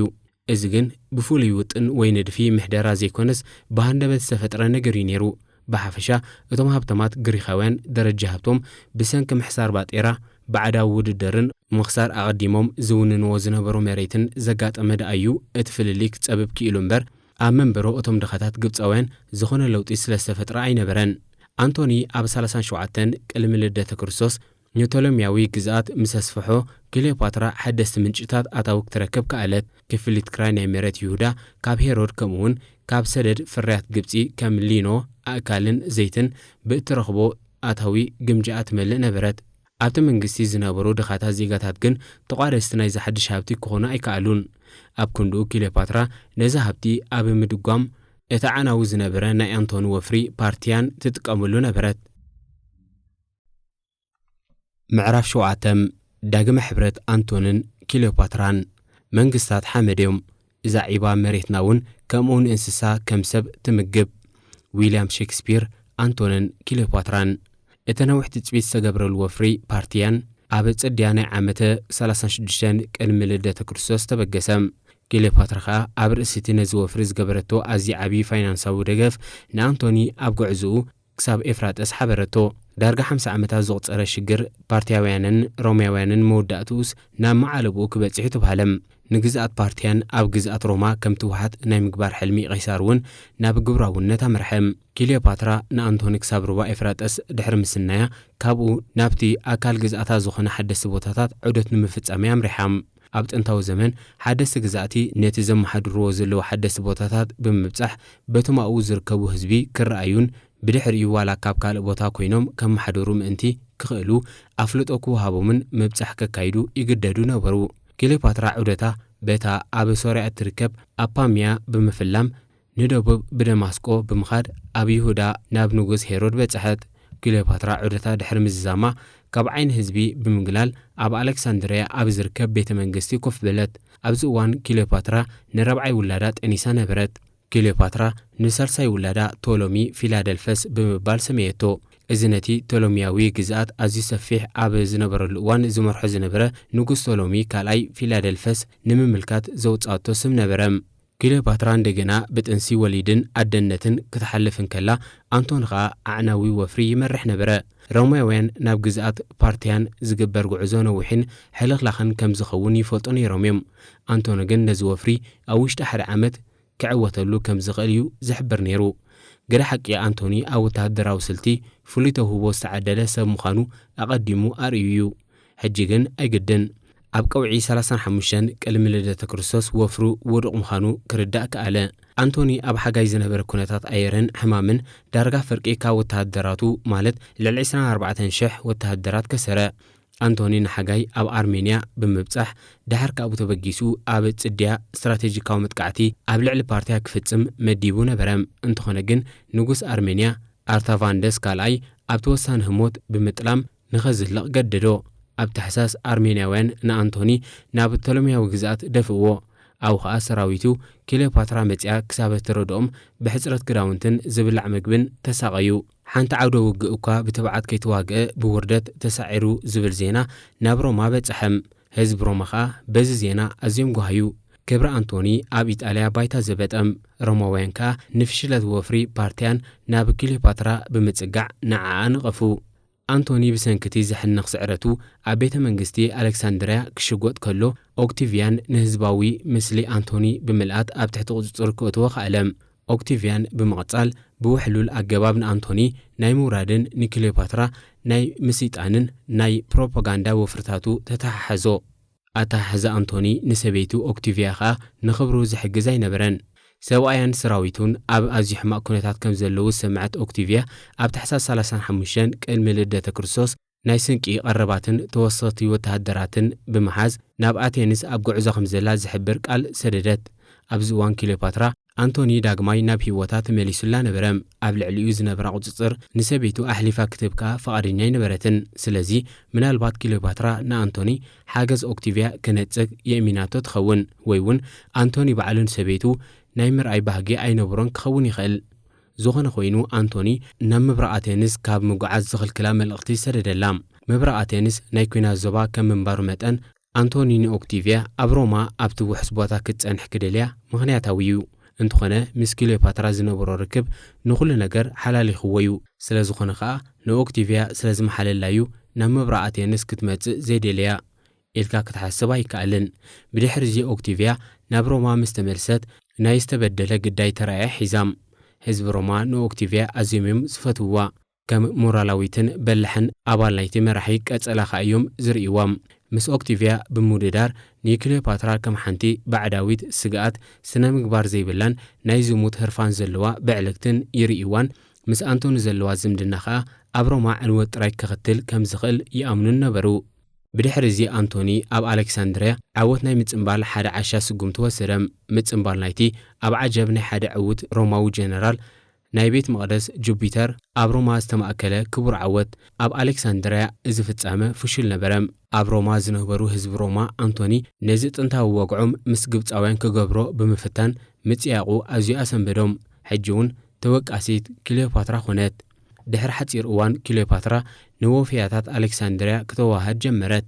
እዞም ወፍያታት ኣሰንበቲ ኣብነታት ናይ ክሊዮፓትራ ተገዳስነት ንቲያትራዊ ነገራትን ኣብቲ ሄለናዊ መበቆላ ተንብሮ ተገዳስነትን እዮም ነይሮም። ኣብቲ ብቅዱስ ቶሎሚያዊ ልምዲ ተሰንዩ ዝተኻየደ ኣዝዩ ሰፊሕ ጽምብል ክሊዮፓትራ ነተን ኣብ ዓመተ 36 ቅድሚ ልደተ ክርስቶስ ክወሃብኣ ምዃንን መብጻዕቲ ኣትዩላ ዝጸንሐ ግዝኣታት ብወግዒ ተቐበለት። ኣማስያ ናይዚ ኸኣ ንኣንቶኒ ኣብ ግብፂ ኣዝዩ ሰፊሕ ስተይት ሃበቶ። እዚ ጽምብል ጀሚሩ ክሳብ ዝውዳእ ክሊዮፓትራ ኣንቶኒ ከምኡውን 4 ደቃ ኣብ ወርቃዊ ዙፋን ተቐመጡ። ክሊዮፓትራ ዳግማይ ከም ኣይሲስ ተኸድነት። ንግስተ ነገስታት ከምኡውን ንግስቲ ግብፂ፣ ሊብያ፣ ቆጵሮስ፣ ኮይል፣ ሶርያ ዝብል ማዕርጋት እውን ወሰደት። በኹሪ ወዳ ንክሊዮፓትራ ቄሳርዮን ንጉሰ ነገስት ተሰሜ ከምኡውን ተኻፋሊ መሪሕነት ኣብ ግዛኣታት ክሊዮፓትራ ኾነ። ወዲ 7 ዓመት ኣሌክሳንደር ሄልዮስ እውን ንጉሰ ነገስት ተባህለን መራሒ ናይ ግዛኣታት ኣርሜንያ ሜዶን ከምኡውን ሕልሚ ብዝመስል ኒፓትርያ ከመሓደር ተሸመም። እቲ ናይ መወዳእታ ውላድ ክሊዮፓትራ ዝኾነ ቶሎሚ ፊላደልፈስ ከዓ ምስ ኣሕዋቱ ንጉሰ ነገስት ተባህለን ገና ወዲ 2 ዓመት ጥራይ ክንሱ ሶራ ቂልቅያን ኤስያ ንእሽተይ ብምልእታን ተዋህቦ። ኣንቶኒ ምስ ኦክቲቪያን ኣባልታ ሱሉሳዊ ስምረት እዩ። ለፒደስ ካብ ዝሓድነት ቅድሚ ነዊሕ እዋን እዩ ተኣልዩ። ስለዚ ብክልተ ሓሳብ ነዚ ግዛኣታት ንግብፂ ከም ህያብ ክህብ ስልጣን ኣለዎ። ይኹን እምበር ተግባራት ኣንቶኒ ንሮማ ነቲ ብከቢድ ዋጋ ዝተዓወተትሉ ግዛኣት ምብራቕ ኤስያ ንእሽተይ ቀንጠጦ። ኦክቲቪያን ከዓ ነዚ ነገራት ብዘይ ባእሲ ክሓልፎ መደባ ይነበሮን። ምዕራፍ 8 ውግእ ፕሮፓጋንዳ። ሕጂ ካብ ላዕሊ ሰማያት ሓድሽ ወለዶ ወሪዱ ብምውላድ ናይ ዝወዲ ቅድድም ንሓፂን ከቋርፅ ወርቂ ከዓ ኣብ መላእ ዓለም ክቕልቀል እዩ። ቨርጅል ራብዒቲ ኣክሎግ። ወፍያታት ኣሌክሳንድርያ ሓደ ኣብነት ናይቲ ክሊዮፓትራ ንገዛእ ርእሳ ኣብ ዓይኒ ህዝባ ካብ ሰብ ንላዕሊ ምዃና ንኸተርኢ ትገብሮ ዝነበረት ነገራት እዩ። ክሊዮፓትራ ካብ ነዊሕ ሒዛ ንነብሳ ምስታ ሞለክታዊት ኣይሲስ ከተመዓራርያ ጸኒሓያ። ኣይሲስ ኣምላኽ ሕርሻን ምህርትን ከምኡውን ሓዳርን ኣደነትን ተባሂላ ትግለጽ ነበረት። ኣደ 4 ቆልዑ ክሊዮፓትራ ንህይወታ ብምስሊ ኣይሲስ ቀሪጻታያ። ኣብ ናይ ግብፂ ጽዋ ኣምላኽ ሆሬስ እዩ ኣቦ ደቂ ኣይሲስ። ሆሬስ በቐረባ ምስቲ ኣንቶኒን ገዛእ ነብሱ ምስኡ ዘመሳስል ዝነበረ ዲዮኒሰስ ዝተሓሓዝ እዩ። ከም ሓዳስ ኣይሲስ ክሊዮፓትራ ኣብ ዝኾነ ኣብ ቅድሚ ህዝቢ ትወፅኣሉ እዋን ነቲ ብልምዲ ቅቡል ዝነበረ ኣቀራርባ ኣይሲስ ብምውሳድያ ትቐርብ። ነዚ ምምስሳል ዘርኢ ሰናቲ እውን ኣወቀጠት። ድሕሪ ትወፈያ ኣንቶኒ ከም ዲዮኒሰስ ተኸዲኑ ዘርኢ ሰናቲም ሓተመም። ኣብ ርእሲ እዚ እዞም መጻምዲ ሞለኮታዊ ኣምሳል ብዝመስል ኣገባብ ዝተሰርሐን ኣብ ኣክሮፖሊስ ናይ ኣቴንስ ዝተወቕረን ሓወልቲ ተሰርሐሎም። ነቲ ክሳብ ኣንቶኒን ከተማ ሮማ ንክሊዮፓትራ ክምጥወላ መደብ ኣለዎ ብምባል ዝኸደ ፕሮፓጋንዳዊ ወራር ኦክታቪያን ንምጽራር ኣንቶኒን ክሊዮፓትራን ናብ ሓድሽ ወርቃዊ ዘመን ይኣትዉ ከም ዘለዎ ዝገልጽ ሓሳባት ኣበገሱ። ኣብቲ ዓለም ኣብ ቀረባ እዋን ናብ ናይ ሓጎስን ብልጽግናን ዘመን ከም እትኣቱ ዝገልጽ ጥንታዊ ትንቢት ብምምርኳስ ኣንቶኒን ክሊዮፓትራን ንወዶም ኣሌክሳንደር ሄሎስ ብምጥቃም እዚ ዘመን እዚ ከም ዝመጽእ ሓበሩ። ቨርጅል ኣብታ ኣብ ዓመት 40 ቅድሚ ልደተ ክርስቶስ ዝጸሓፋ ግጥሙ ምውላድ ናይ ሓደ መለኮታዊ ወዲ ምልክት ምጅማር ናይ ተሓድሽ ወርቃዊ ዘመን ምዃኑ ተነቢዩ ነበረም። ዋላ እኳ ቨርጅል ነዛ ግጥሚ ክጽሕፍ እንከሎ ኣብ እምርኡ ንኣንቶኒን ኦክታቪያን ብምሕሳብ ብዛዕባ ካብኦም ዝውለድ ወዲ ይዛረብ እንተነበረ ኣንቶኒን ክሊዮፓትራን ግን እዚ ዝተባህለ ቆልዓ ወዶም ኣሌክሳንደር ሄሎስ ምዃኑ እዮም ዝገልጹ። መብረቕ ማእከላይ ባሕሪ ሙሉ ብምሉእ ኣብ ክልተ ተመቕለም። ኣንቶኒን ክሊዮፓትራን ብሓደ ሸነኽ ኦክታቪያን ከዓ በትኻልእ። ክልቲኦም ወገናትካ ዝተፈላለዩ ኣህዛብ ምብራቕ ናብ ሓንቲ ሕጉስትን ሰላማዊትን ስድራ ቤት ዝሕወስሉ ባህ ዘብል ወርቃዊ ዘመን ከም ዝመጽእ መብጽዓ ይኣትዉ። ኣብ መንጎ ኣባላት ሰነት ሮማ ከዓ ኣብ መንጎ ተኸላኸልቲ ኣንቶኒን ናይ ኦክታቪያንን ኣብ ኣዚሩስን ወኖም እዩ እቲ ናይ ብሓቅን ቁንዕን ወራሲ ቄሳር ክኸውን ዘለዎ ዝብል ክትዕን በኣስን ኣተዉ። ኦክታቪያን ከም ናይ ቄሳር በኹሪ ወዲ ጹብ መጠን ወራሲ ክኸውን ዝግብኦ ንሱ ምዃኑ ሓበረም። ኣንቶኒ ግን ኣብ ጎኑ ክሊዮፓትራ ብምዃን ንሳ ኣድእት እንኮ ዝተፈልጠ ውላድ ጁልየስ ቄሳር ምዃና ተማጎተም። ኦክታቪያን ከዓ ንኣንቶኒ ኣብ ማእሰርቲ ናይቲ ኣብ 35 ዓመት ቅድሚ ልደተ ክርስቶስ ዝነበረ ወፍሪ ፓርቲያን ዝጠለሞ ኣርታቫንደስ ካልኣይ ናይ ኣርሜንያ ብዘይወግዓዊ ኣገባብ ከም ዝተሳተፈ ተኸራኸሮ። ኣብ ርእሲ እዚ ኦክታቪያን ንኣንቶኒ ንክሊዮፓትራ ብምምርዓው ንስድራ ቤት ኦክታቪያን ብውልቂ ከም ዘዋረዱ እውን ከሰሶ። እዚ ክስ እዚ ሓቅነቱ ዝተረጋገፀ ኣይኮነን። ከም ግብረ መልሲ ናይ እዚ ኣንቶኒ እውን ንኦክታቪያን ነቲ ኣብ ሱሉሳዊ ስምረት ሳርሳይ ኣባሎም ዝነበረ ለፒደስ ብዘይወግዓዊ ኣገባብ ካብ ስልጣኑ ከም ዘውረዶን ሰራዊቱ ከም ዘመቶን ከሰሶ። እዚ ኣብ 34 ዓመት ቅድሚ ልደተ ክርስቶስ ጀመረ ናይ ፕሮፓጋንዳ ኩናት ኣብ 32 ዓመት ቅድሚ ልደተ ክርስቶስ ናብ ደረጃ ምሕር ተርባጽ ዓረገም። እቲ ዝያዳ ነውራምን ሓደገኛን ትሕሶታትን ዝነበሮ ወረታት ናብ ሓደ ካብዞም ኣባላት ሮማዊ ሱሉስነት ዝናፀረ ዘይኮነስ ኣንፈቱ በቐታ ናብ ክሊዮፓትራ ዝገበረ ነበረም። ዋዛታትን ወረታትን ብዛዕባቲ ዘይዓግብ ወሲባዊ ሸውሃት ክሊዮፓትራን ናይ ጥንቁልና ክእለታን ንህዝቢ ሮማ ኣረሳሰነም። እዞም ዋዛታትን ወረታትን ድሕሪ ቁሩብ ግዜ ናብቶም ፍሉጣት ሮማውያን ጸሓፍቲ ኣትወም። ሉካን ዝተባህለ ገጣሚ ንክሊዮፓትራ ሕፍረት ናይ ግብፂ ወሲባዊ ህርፋን ዘለዋ ስቃይ ሮማ ብምባል ይሰምያም። ንክሌዮፓትራ ካብ ምስ ኣምላኸይቲ ኣይሲስ ንላዕሊ ምስታ ናይ ጥንታዊት ግሪክ ቀንዲ ምስሊ ዝነበረት ሚድያ ዘመሳስልዋ ህዝቢ ሮማ ነዛ ግብፃዊት ንግስቲ ከም ሓንቲ ተስካሕክሕ ናይ ጽውጽዋይ ፍጥረት ዕላማ ንምጭባጥ ንዝሙትን ጥንቁልናን ዝተወፈየት ውርደተኛ ሰኽራም ገይሮም እዮም ዝርእይዋም። ሮማውያን ካብ ነዋሕቲ ሒዞም እዮም ንክሌዮፓትራ በቲ በሽበሽ ዝመልኦን ወፃኢታት ዝበዝሖን ቅዲ ናብርኣ ዝነቕፍዋ ዝነበሩ። እዛ ንግስቲ ኣብ ሓደ እትገብሮ ድግስ ከባቢ 2.5 ሚልዮን ድራኽማ ናይ ግሪክ ገንዘብ ተጥፍእ ከም ዝነበረት እዩ ዝዝረብ። ኣዝዩ ኣሰንባሪ መጠን ሮማውያን ነዚ ሓሻሽነት ዝመልኦ ቅዲ መምሮ ክሌዮፓትራ ኣዝዮም እዮም ዝጽየንዎ። አንቶኒ ኣብኡ ምስታፉ ኸኣ ከም ውርደት ይርእይዎ። ሮማውያን ነቲ ኣብ ልዕሊ ክሌዮፓትራ ዝነበሮም ኣዝዩ ብዙሕ ጥራዕናት ሕጂ እውን ናይ ስርቂ ክስ ወስኽሉ። ሓደ በዓል ስልጣን ሮማ ንኣንቶኒ ንቤት ንባብ ፔጋሞን ብምእላዩን ትሕዝቶታት ኸኣ ንቤት ንባብ ኣሌክሳንድርያ መህብተሚ ክኸውን ብምባል ንክሌዮፓትራ ከም ዝሃባን ከሰሶ። እዚ ክስ እዚ ዝኾነ ሓቅነት ኣይነብሮን። እቶም ኣብ ልዕሊ ክሌዮፓትራ ሕልፍ ዝበለ ጽልእ ዝነበሮም ሮማውያን ግን ብቐሊሉ ኣመንዎ። ኦክታቪያን ብግድኡ አንቶኒ ናይ ሮማ ግምጃ ዝነበረት ውቕሮታት ብምዝማት ንክሌዮፓትራ ከም ዝሃባ ከሰሰም። ሚሮን ዝወቀሮም ውቕሮታት ከም ኣፖሎ ካብ ኤፌሶን ከም ዝተወስደዩ ዝሕሰብ። ብዘይካዚ እውን ውቕሮታት ዘውስ፣ ኣቴናን ሄራክለስን ካብ ሳሞስ ተወሲዶም እዩ ዝበሃል። ህዝባዊ ድጋፍ ናይ አንቶኒ ኣብ ሮማ ኣዝዩ ድኹም እዩ ነይሩ። እንተኾነ ግን እቶም ህዝቢ ነድሮም ዳርጋ ብፍሉይ ኣብ ልዕሊ ክሌዮፓትራ እዩ ነይሩ። ንአንቶኒ ዋላ ብቐጥታ እንተልዓልዎ ንምንቃፉ ዘይኮነስ ብክሌዮፓትራ ከም ዝተሰረየ ናይ ምምዝዛን ዓቕሙ ብሰንካ ከም ዘጥፍአን ኩሉ እቲ ዝገብሮ ዝነበረ ጌጋታት ብፍታው ከም ዘይኮነን ንምዝራብ እዩ። ኣጸለምቲ ኸኣ ግራፊቲ ወይ እውን ዝደጋገሙ ግጥምታት ብምጥቃም ይነቕፍዎ ነበሩ። ሓንቲ ካብተን ፍሉጣት ግጥምታት ብዛዕባ አንቶኒ ምስ ናይ ኣናቶልያ ልዕልቲ ግላፊራ ዝነበሮ ርክብን ናይ ሰበይቱ ነበር ፋልቪያ ገብረ መልስን ዘላግጽ ትሕሶ ዝነበራ ብኦክታቪያን ዝተጻሕፈት ነበረት። ሱሉሳዊ ስምረት ኣብ ዓመተ 33 ቅድሚ ልደተ ክርስቶስ ግዚኡ ምስ ኣብቅዐ ኣይተሓደሰን። መጻኢ ዕድል ናይዚ ጥንታዊ ዓለም ዝውስን ኩናት መምጽኡ ኸኣ ዘይተርፍ ነበረ። ምዕራፍ 9 ኩናት ንምዝዛም ኩሉ ዓይነት ኩናት። ቁኑዕ ፖለቲከኛ ክኸውን ኣለኒ ዋላ ዘቕተለኒ ይኹን ወይ ከምኡ ብምዃነይ ዋላ ህይወት ዝኾነ ካልእ ሰብ ዝወስድ ይኹን። ማርክ አንቶኒ። እታ ናይ መወዳእታ ነትጉ ኣብ መንጎ አንቶንን ኦክታቪያንን ኣብ ጥሪ 32 ቅድሚ ልደተ ክርስቶስ ክልተ ተደናገስቲ አንቶኒ ዝነበሩ ቆንስላት ምስ 300 ሽማግለታት ባይቶ ናይቶም ባይቶ ገዲፎም ኣብ ምብራቕ ምስ አንቶኒ ምስ ተጸንበሩ እያ መጽያም። ኣብዚ እዋን አንቶኒ ናይ ገዛእ ርእሱ ባይቶ ክቐውም ከኣለም። ክሌዮፓትራ ኸኣ ኣብ ህላውኡ ኣገዳሲት ኣካል ነበረት። አንቶኒ መሻርክቱ ዝኾኑ ነጋውስ ኣከበ። ምስ ክሌዮፓትራ ብምዃን ከኣ 200 ካብኣተን ናይ ክሌዮፓትራ ዝርከበን 800 መራኸብ ዘለዎ ሓይሊ ባሕሪ ንምስሓብ ናብ ኤፌሶን ኣምርሑ። ምናልባት ኣብዚ እዋን ልዕሊ ዝኾነ ግዜ ከም ተገድሶ ዝተረድአት ክሌዮፓትራ ንኦክታቪያ ክፈትሓ ነገረቶ። ከምቲ ትጽቢት ዝተገብረሉ ኸኣ አንቶኒ ወግዓዊ ናይ ፈትሕ መልእኽቲ ናብ ኦክታቪያ ሰደደም። ንኦክታቪያን ዘነደረ ተባዕ ስጉምቲ።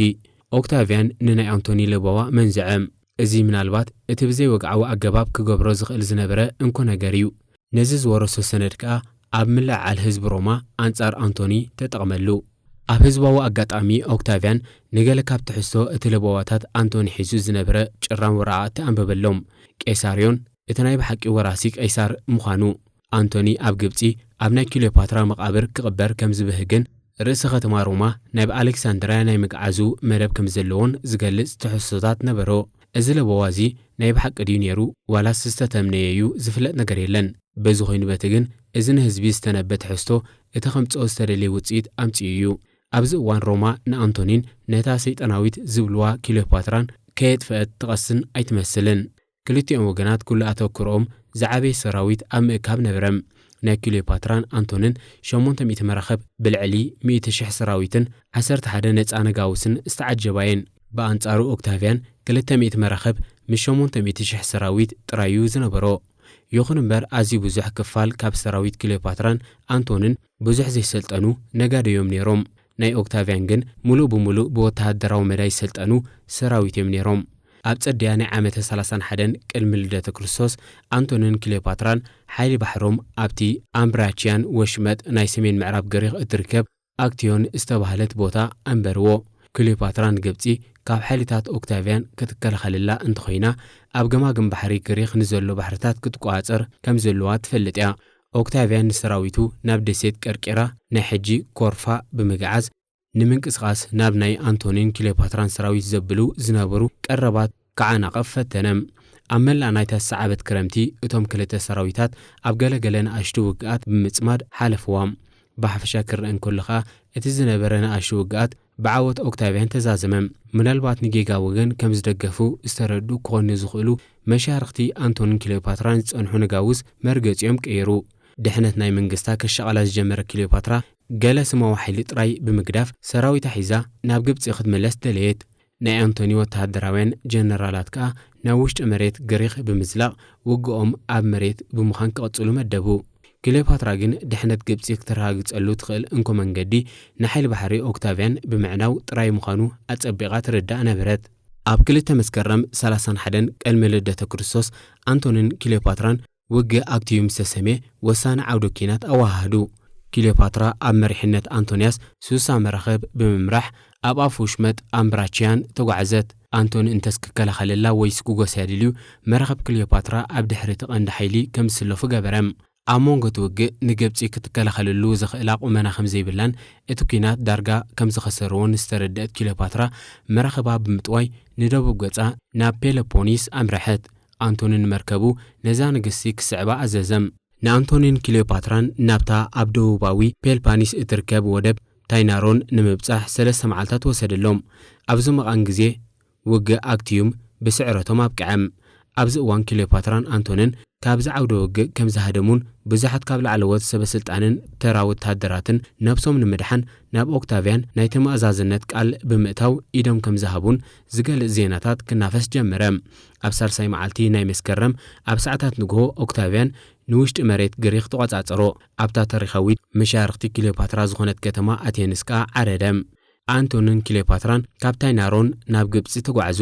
ብድሕሪዚ ገና ንኦክታቪያን ክስዕር ዝኽእል ሓይሊ ምድሪ ከኸትት ከም ዝኽእል ዝኣምን ዝነበረ አንቶኒ ናብ ሻይሪን ኣምርሐም ክሊዮፓትራ ከዓ ናብ ኣሌክሳንድርያ ተመርሰት ክሊዮፓትራ አንጻርቲ ናብ ግብፂ ገጹ ዝክስግስ ዝነበረ ኦክታቪያን ንምቅላስ ክሕግዝዋ ምእንቲ ሓደስቲ መሻርክቲ ክተናዲ ጀመረት ይኹን እምበር ኩሎም እቶም ኣቐዲሞም መሻርክታት ዝነበሩ ነጋውስ ንሄሮድ ሓዊስካ ከይተረፉካ ንኦክታቪያን ክምእዘዙ ምዃኖም ቃል ኣተውሉ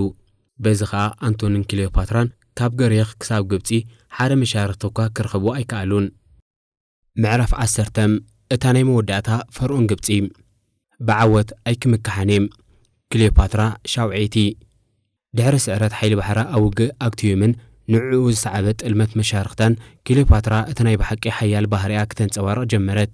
አንቶኒ ካብ ሕብረተሰብ ተሓቢኡ ኣብ ገማግም ባሕሪ ናይ ደሴት ፋሮስ ክነብር እንከሎ ክሊዮፓትራ ግን መንግስታ ንምድሓን ተወሳኺ ዓቕሊ ጽበታዊ ፈተነታት ተካይድ ነበረት አንቶኒ ከም ባሕታዊ ዝነብር ዳርጋ ርእሱ ዝቐተለ እዩ ነይሩ ይኹን እምበር ብህይወት ምንባሩ ጥራይ ኣብ መንጎ ክሊዮፓትራን ኦክታቪያንን ሰላማዊ ፍታሕ ክህሉ ከም ዘይከኣል ገበረም እቲ እንኮ ክሊዮፓትራ ንግብፂ ክተርሕነሉ ትኽእል መንገዲ ንግብፂ ምግዳፉ ወይ ካብ ግብፂ ምውፃዩ ነይሩ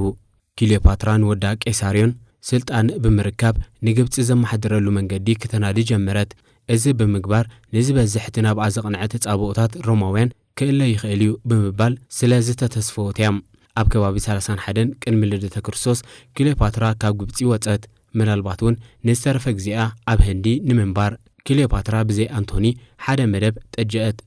ነተን ዝተረፋ ጭፍራ መራኽብ ካብ ማእከላይ ባሕሪ ናብ ክሳድ መሬት ብምስሓብ ኣብ ቀይሕ ባሕሪ ከም ብሓድሽ ከተበግሰን ካብኡ ከዓ ሓድሽ ህይወት ክትነብር ክትክእል እንተኾነ ግን ክሊዮፓትራ ቅድሚ ነዚ መደብ ምትግባራ ንጉስ ማልኮስ እቲ ቀንዲ ጸላኢኣ ንኹለን መራኽባ ኣቃጸለን ስለዚ ክሊዮፓትራ ኣብ ግብፂ ክትጸንሕ ተገደደት አንቶኒን ክሊዮፓትራን ካብ ምስ ኦክታቪያን ክትላዘም መፍታን ዝሓይሽ ካልእ ኣማራጺ ኣይነበሮምን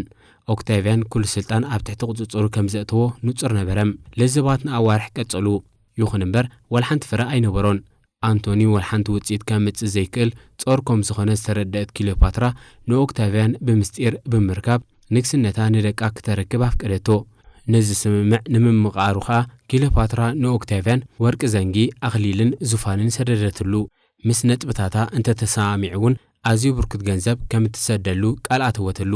ትኹረት ክሊዮፓትራ ሙሉእ ብሙሉእ ኣብ ድሕነት ግብፂ እዩ ነይሩ ይኹን እምበር እቲ ዓቢ ወዳ ማለት ቄሳርዮን መወዳደርቲ ኦክታቪያን ኣብ ስልጣን ንግስነት ሮማ ብምዃኑ ንነገራት ሓላልኾ ኦክታቪያን ምስ ክሊዮፓትራ ኣብ ዝርርብ ይኣቱ ኣብ ዝነበረሉ ግዜ ካብ አንቶኒን ዝመጸ ሁሉ መልእኽትታት ግን ይነጽጎ ነበረ። አንቶኒን ክሊዮፓትራን ክልቲኦም ንኹሉ ግምጅኦምን ሃብቶምን ብምዕናው ነፍሰ ቅትለት ከም ዝፍጽሙ ከፈራርሑ ስለ ዝጀመሩ ኦክታቪያን ገለ ክገብር ተገደደ። ኣብ መጀመርያ 30 ቅድመ ልደተ ክርስቶስ ኦክታቪያን ንወታደራዊ ሓይልታቱ ናብ ደቡብ ኣቴንስ ኣግዓዞ። ብሓገዝ ሄሮድካ ኣብ ፔሎውሽን ዝርከብ ደቡብ ግብጺ ሙሉእ ዕጥቅን ዝሰነቐን ብኣገባብ ዝተመልመለን ሰራዊት ሒዙ ተጸግዐም። ፔሎውሽን ብቐሊሉ ኣብ ኢድ ኦክታቪያን ኣተወት። ብምቕጻል ኦክታቪያን ናብ ኣሌክሳንድርያ ግብጺ ገስገሰ። ኣብዚ እዋን አንቶኒ ኣለኹ በለ። ሰራዊት መሪሑ ኸኣ ምስ ወታደራት ኦክታቪያን ኣብ ጥቓ ሂፕድሮም ቅርዓት ኣፍራስ ንምርኻብ ተበገሰ። ኣብዚ ውግእ እዚ አንቶኒ ዕውት ነበረ። እንተኾነ ግን ኦክታቪያን ጭፍራ መራኸብን ፈረሰኛታትን ብምስዳድ ኣዕነዎ። እዚ ውግኣት እዚ ካየድ ኣብ ዝነበረሉ ግዜ ክሊዮፓትራ ኣብ ኣሌክሳንድርያ ኣብ መቓብራት ሓቢኣ ነበረት። ብድሕሪ እዚ ፍቕራዊ ዛንታታት ኣብ ናይ አንቶኒን ክሊዮፓትራን ናይ ነፍሰ ቅትለት ስምምዖም ዘተክሩ። እዞም መጻምዲ በይንኻ ምንባር ክጻወርዎ ስለ ዘይከኣሉ ነፍሰ ቅትለት ከም ዝፈጸሙ ኸኣ የዘንትዉ። ግደ ሓቂ ግን እንተዋሓደ ናይ ክሊዮፓትራ ዕላማ ልዕሊ ፍቕራዊ ስትራቴጂካዊ ነይሩ ክኸውን ይኽእል እዩ። ክሊዮፓትራ ነፍሰ ቅትለት ከም ዝፈጸመት ዝነገር ቃል ናብ አንቶኒ ሰደደት። አንቶኒ ንባዕሉ ካብ ዓውደ ውግእ ኣክቲዩም ንድሓር ብዙሕ ግዜ ነፍሰ ቅትለት ክፍጽም ከም ዝኾነ የፈራርሕ ነይሩ እዩ። ስለዚ ክሊዮፓትራ አንቶኒ ንሳ ነፍሳ ከም ዝቐተለት እንተፈሊጡ ንሱ እውን ነብሱ ክቐትል ይኽእሉ ኢላ ሓሰበት። ልኪዓ ነይራም። ዜና ሞት ክሊዮፓትራ ምስ ሰምዐ አንቶኒ ሽዑ ንሽዑ እዩ ሰይፉ ብምምዛዝ ከብዱ ብምውጋእ ነብሱ ዝቐተለም። አንቶኒ ኣዝዩ ኣሰቃቕን ግዜ ዝወስድን ኣገባብ ነፍሰ ቅትለት እዩ መሪጹ። ነዊሕ ሰዓታት ምስ ሰቓዩ ክነብር እውን ከኣለም። ኣብቲ እዋን ክሊዮፓትራ ኣካላት አንቶኒ ናብኣ ናብቲ መቓብራ ከምጽዋ ኣዘዘት። አንቶኒ መወዳእትኡስ ኣብ ሕቑፊ ክሊዮፓትራ ኣብ መበል 53 ዓመቱ ሞተ። ብድሕሪ እዚ ክሊዮፓትራ ንሬሳ አንቶኒ ብበልሳን ክትዕቀብ ካብ ኦክታቪያን ፍቓድ ረኸበት። ክሊዮፓትራ ባዕለ ድያ ብበልሳን ዓቂባቶ ይኮነትን ንጹር እኳ እንተዘይኮነ እዛ ንግስቲ ነዚ ንምግባር ዓቕሚ ዝነበራን ከምቲ አንቶኒ ኣብ ለበውኡ ዝበሎ ንሬስኡ ኣብ መቓብራ ቀቢራቶ ግን ክትከውን ትኽእል እያ። ሕጂ እውን ትኹረት ክሊዮፓትራ ኣብ መንግስታ እዩ ዝነበረ። ኦክታቪያን ኣእዳዉ ኣብ ሃብቲ ግብጺ ክእቱ ብርቱዕ ድሌት ነበሮም። ንመንግስቲ ክሊዮፓትራ ወሲዱ ንዓኣ ናጻ ክገድፋ እውን ይደሊ ነበረ። ይኹን እምበር ክሊዮፓትራ ካብ ብሂወታን ከላ መንግስታ ብሮማ እናተወስደ ቆይማ ክትርኢ ክትመውት ትመርጽ ነበረት። ክሊዮፓትራ እታ ቀንዲ ሃይማኖታዊ ስእሊ ነበረት። ኣደ እቲ እንኮ ናይ ደም ውላድ ቄሳር ዝኾነ ቆልዓም ከምኡውን ንሳን ደቃን እቶም እንኮ ብሂወት ዘለውን ኣባላት ጥንታዊ ቴሌምያዊ ግዝኣት ነበሩ። ንክሊዮፓትራ ምቕታል መላእ ግብጺ ክትእድም ምዕዳም ነበረ። ብሂወት ክትነብር ምግዳፋ ኸኣ ንኦክታቪያን ተጠቃዓይ ናይ ብስማ ክልዓል ዝኽእል ጎነፃዊ ምልዓላት ዝገብሮ እዩ። ኦክታቪያን ንህዝቢ ኣሌክሳንድርያ መደሩ ኣስምዐም። ኣብ መንጎ ግብጽን ሮማን ዕርቂ ክፈጥር ይደሊ ከም ዘሎ ኸኣ ጸቒጡ ሓበረም። ኦክታቪያን ኣብ ሮም ምዕዋቱ ናይ ግዜ ሕቶ ጥራይ ነበረ። እቲ ኣብ 46 ዓመት ቅድሚ ልደተ ክርስቶስ ሓፍታ ኣርሲኖይ ብሓይሊ ቀይሳር ተገዲዳ ዝኣተወቶ ኣዋራዲ ነዊሕ ጉዕዞ ንዓይኒ ምስክር ዝነበረት ክሊዮፓትራ ዘለዋ ምርጫ ነፍሲ ቅትለት ጥራይ ምዃኑ ወሰነት። ክንዲ ምንታይ ዋጋ ትኸፍል ብዘይገድስ ክትዕወት ከም ትኽእል ተረድአት። ኣብ 10 ነሓሰ 30 ቅድሚ ልደተ ክርስቶስ ክሊዮፓትራን ክልተ ቀንዲ ኣማኽርታን ከምኡውን ኣግራዳ ኣብቲ ዓብዪ ጋህሲ መቓብር ክሊዮፓትራ ዓብ ናይ መኣዲ ግዜ ኣስተማቕሩ። ብድሕሪ እዚ ዘጋጠመ ዝበዝሑ ናይ ታሪክ ተመራመርቲ ዝሰማምዕሉ ክሊዮፓትራ ናብ ኦክታቪያን ኣብ መቓብራ ኣብ ጎኒ አንቶኒ ክትቀበር ዝጠልብ መልእኽቲ ከም ዝሰደደትሉ እዩ። ነቲ መልእኽቲ ዝተቐበለ ኦክታቪያን ክሊዮፓትራ እንታይ ትህንድስ ከም ዝነበረት ፈለጠም። ክሊዮፓትራ መጀመርታ ነቲ ስምዒት ሰትያቶ ክትከውን ኣለዋ። ብድሕሪ እዚ ኦክታቪያን ናብቲ መቓብራ ክበጽሕ ከሎ ድሮ ሞይታ ጸንሓቶ።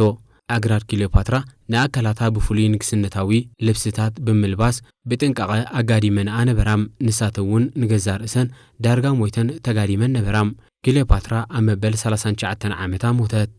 ሓደ ካብቲ ናይ መወዳእታ ተግባራት ክሊዮፓትራ ንቀይሳርዮን ናብ ላዕለዋይ ግብጺ ክኸደሉን ኣብኡ ኮይኑ ኦክታቪያን እንታይ ከም ዝገብር ዝከታተሉን ውሕስ መንገዲ ምጥጣሕ ነበረ። ወላ እኳ ሮማ ንግብጺ ብወግዒ ትቆጻጸር ኦክታቪያን ንቀይሳርዮን ከም ሕጋዊ ንጉስ ክቐምጦ ዝለዓለ ተኽእሎ ነበረ። ደድሕሪ ሞት ክሊዮፓትራ ቀይሳርዮን ናብ ኣሌክሳንድርያ ክምለስ እሞ ኦክታቪያን ብወግዒ ከም ንጉስ ክቕበሎን ክእውጀሉን ዝሕብር መልእኽቲ ተቐበለ።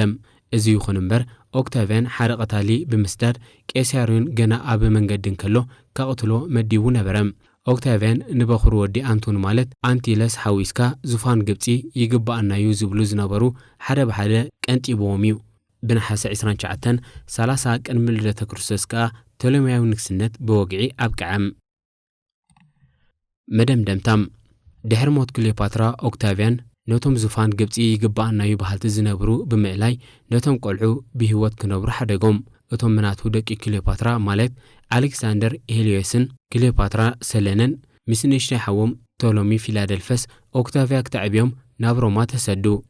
ألكسندرن تولومين أغزي قلعنتهم قلتفهم يميتهم أما وتوم زد أراتر نقرالو ديو بلنغن زفلت نقريلن كليوباترا سلنغن عبيا ناب قرزو نابت صحت مسكال سدتنيا نقصاو بيت سب زنبرة جوبا خلعي ود نقص جوبا قداماي ناينو ميديا تمرعوت أوكتافيان كا نكليوباتران جوبان نتا أزومت أمتي نتولمياوي حقتات بسمكا انت زيكونا ببهالي كوسكوسوا زخالو أبسميناو مبرا أفريقيا اتركب جزات موريتاني هابوم ولا كواغت صوتون كتفون زكالون تقبره حرقي كليوباترا أبجزي نكسنت أوكتافيان كتسلم أب عامة 27 كلمة لدته ክርስቶስ أوكتافيان هاتسي أغسطس كونم أبزي جزيزي أوكتافيان نتولمياو جزات درو مقاقلو نبرم نتق عند زواتات أكال روماو جزات بمجبر نتسترف خلقها نتو مقدمهم نانتون كليوباتران بمتلام مشارقتو زخونو نجاوز متأولهم من البات بتا أو زجات أمثل استرهلوي مثلني أوكتافيان نابجبتي تمليسو أي فلتن كم هاتسي بمخان أوكتافيان زفت روماو جزات مثل كليوباترا جبتي بزح من مثال نبرو أوكتافيان مقدسات الدراش مقابرات حولتتاتن كامنا ألكسندريا بمقدحة نتأم كمون ناي روماس نغرتي كيبان موزايك عيوتاتن ننوح زمنات ناي جبت قد حزو أبزمناو جزي كليوباترا زيادة مثلي عالماو تاريخ مثلي باهلي بوبيام بناي رينيسانس دراماتات فقراو قدمتاتن استناق وحسراتي فيلم سنة أبنياتات كمون أو عواتي كابيواتن مثلن كليوباترا نيجز أرسم زانتاتا سرحو كمسان تغندي أمثال بهلاو تاريخ بزعبا كليوباترا حسيبكا بزعبا إلسابيت تايلر مستحسب تاريخ كليوباترا نابت انتوايقات أزوار رخوينيوز أنا حكام أمناي موداتا قزياتا أبزا مريت كليوباترا مثلا عدلان حرقان أبتحتي قوتطران برم دحرموتاقن تاريخا أبي روماوين أتوام يخنبر أتوفولي تهوبولو زبهل روماوكي إلا زربا أكوا نمزكرتازا بتقبابا نحادا زيكونس كلتا كاب عبيت روماوين مرحتي أبقزي أزنبرو زمارخت نزا علم أبتحتي قوتطر كي أتوات زغير فتان دفار نغستي كدمسس أي كالن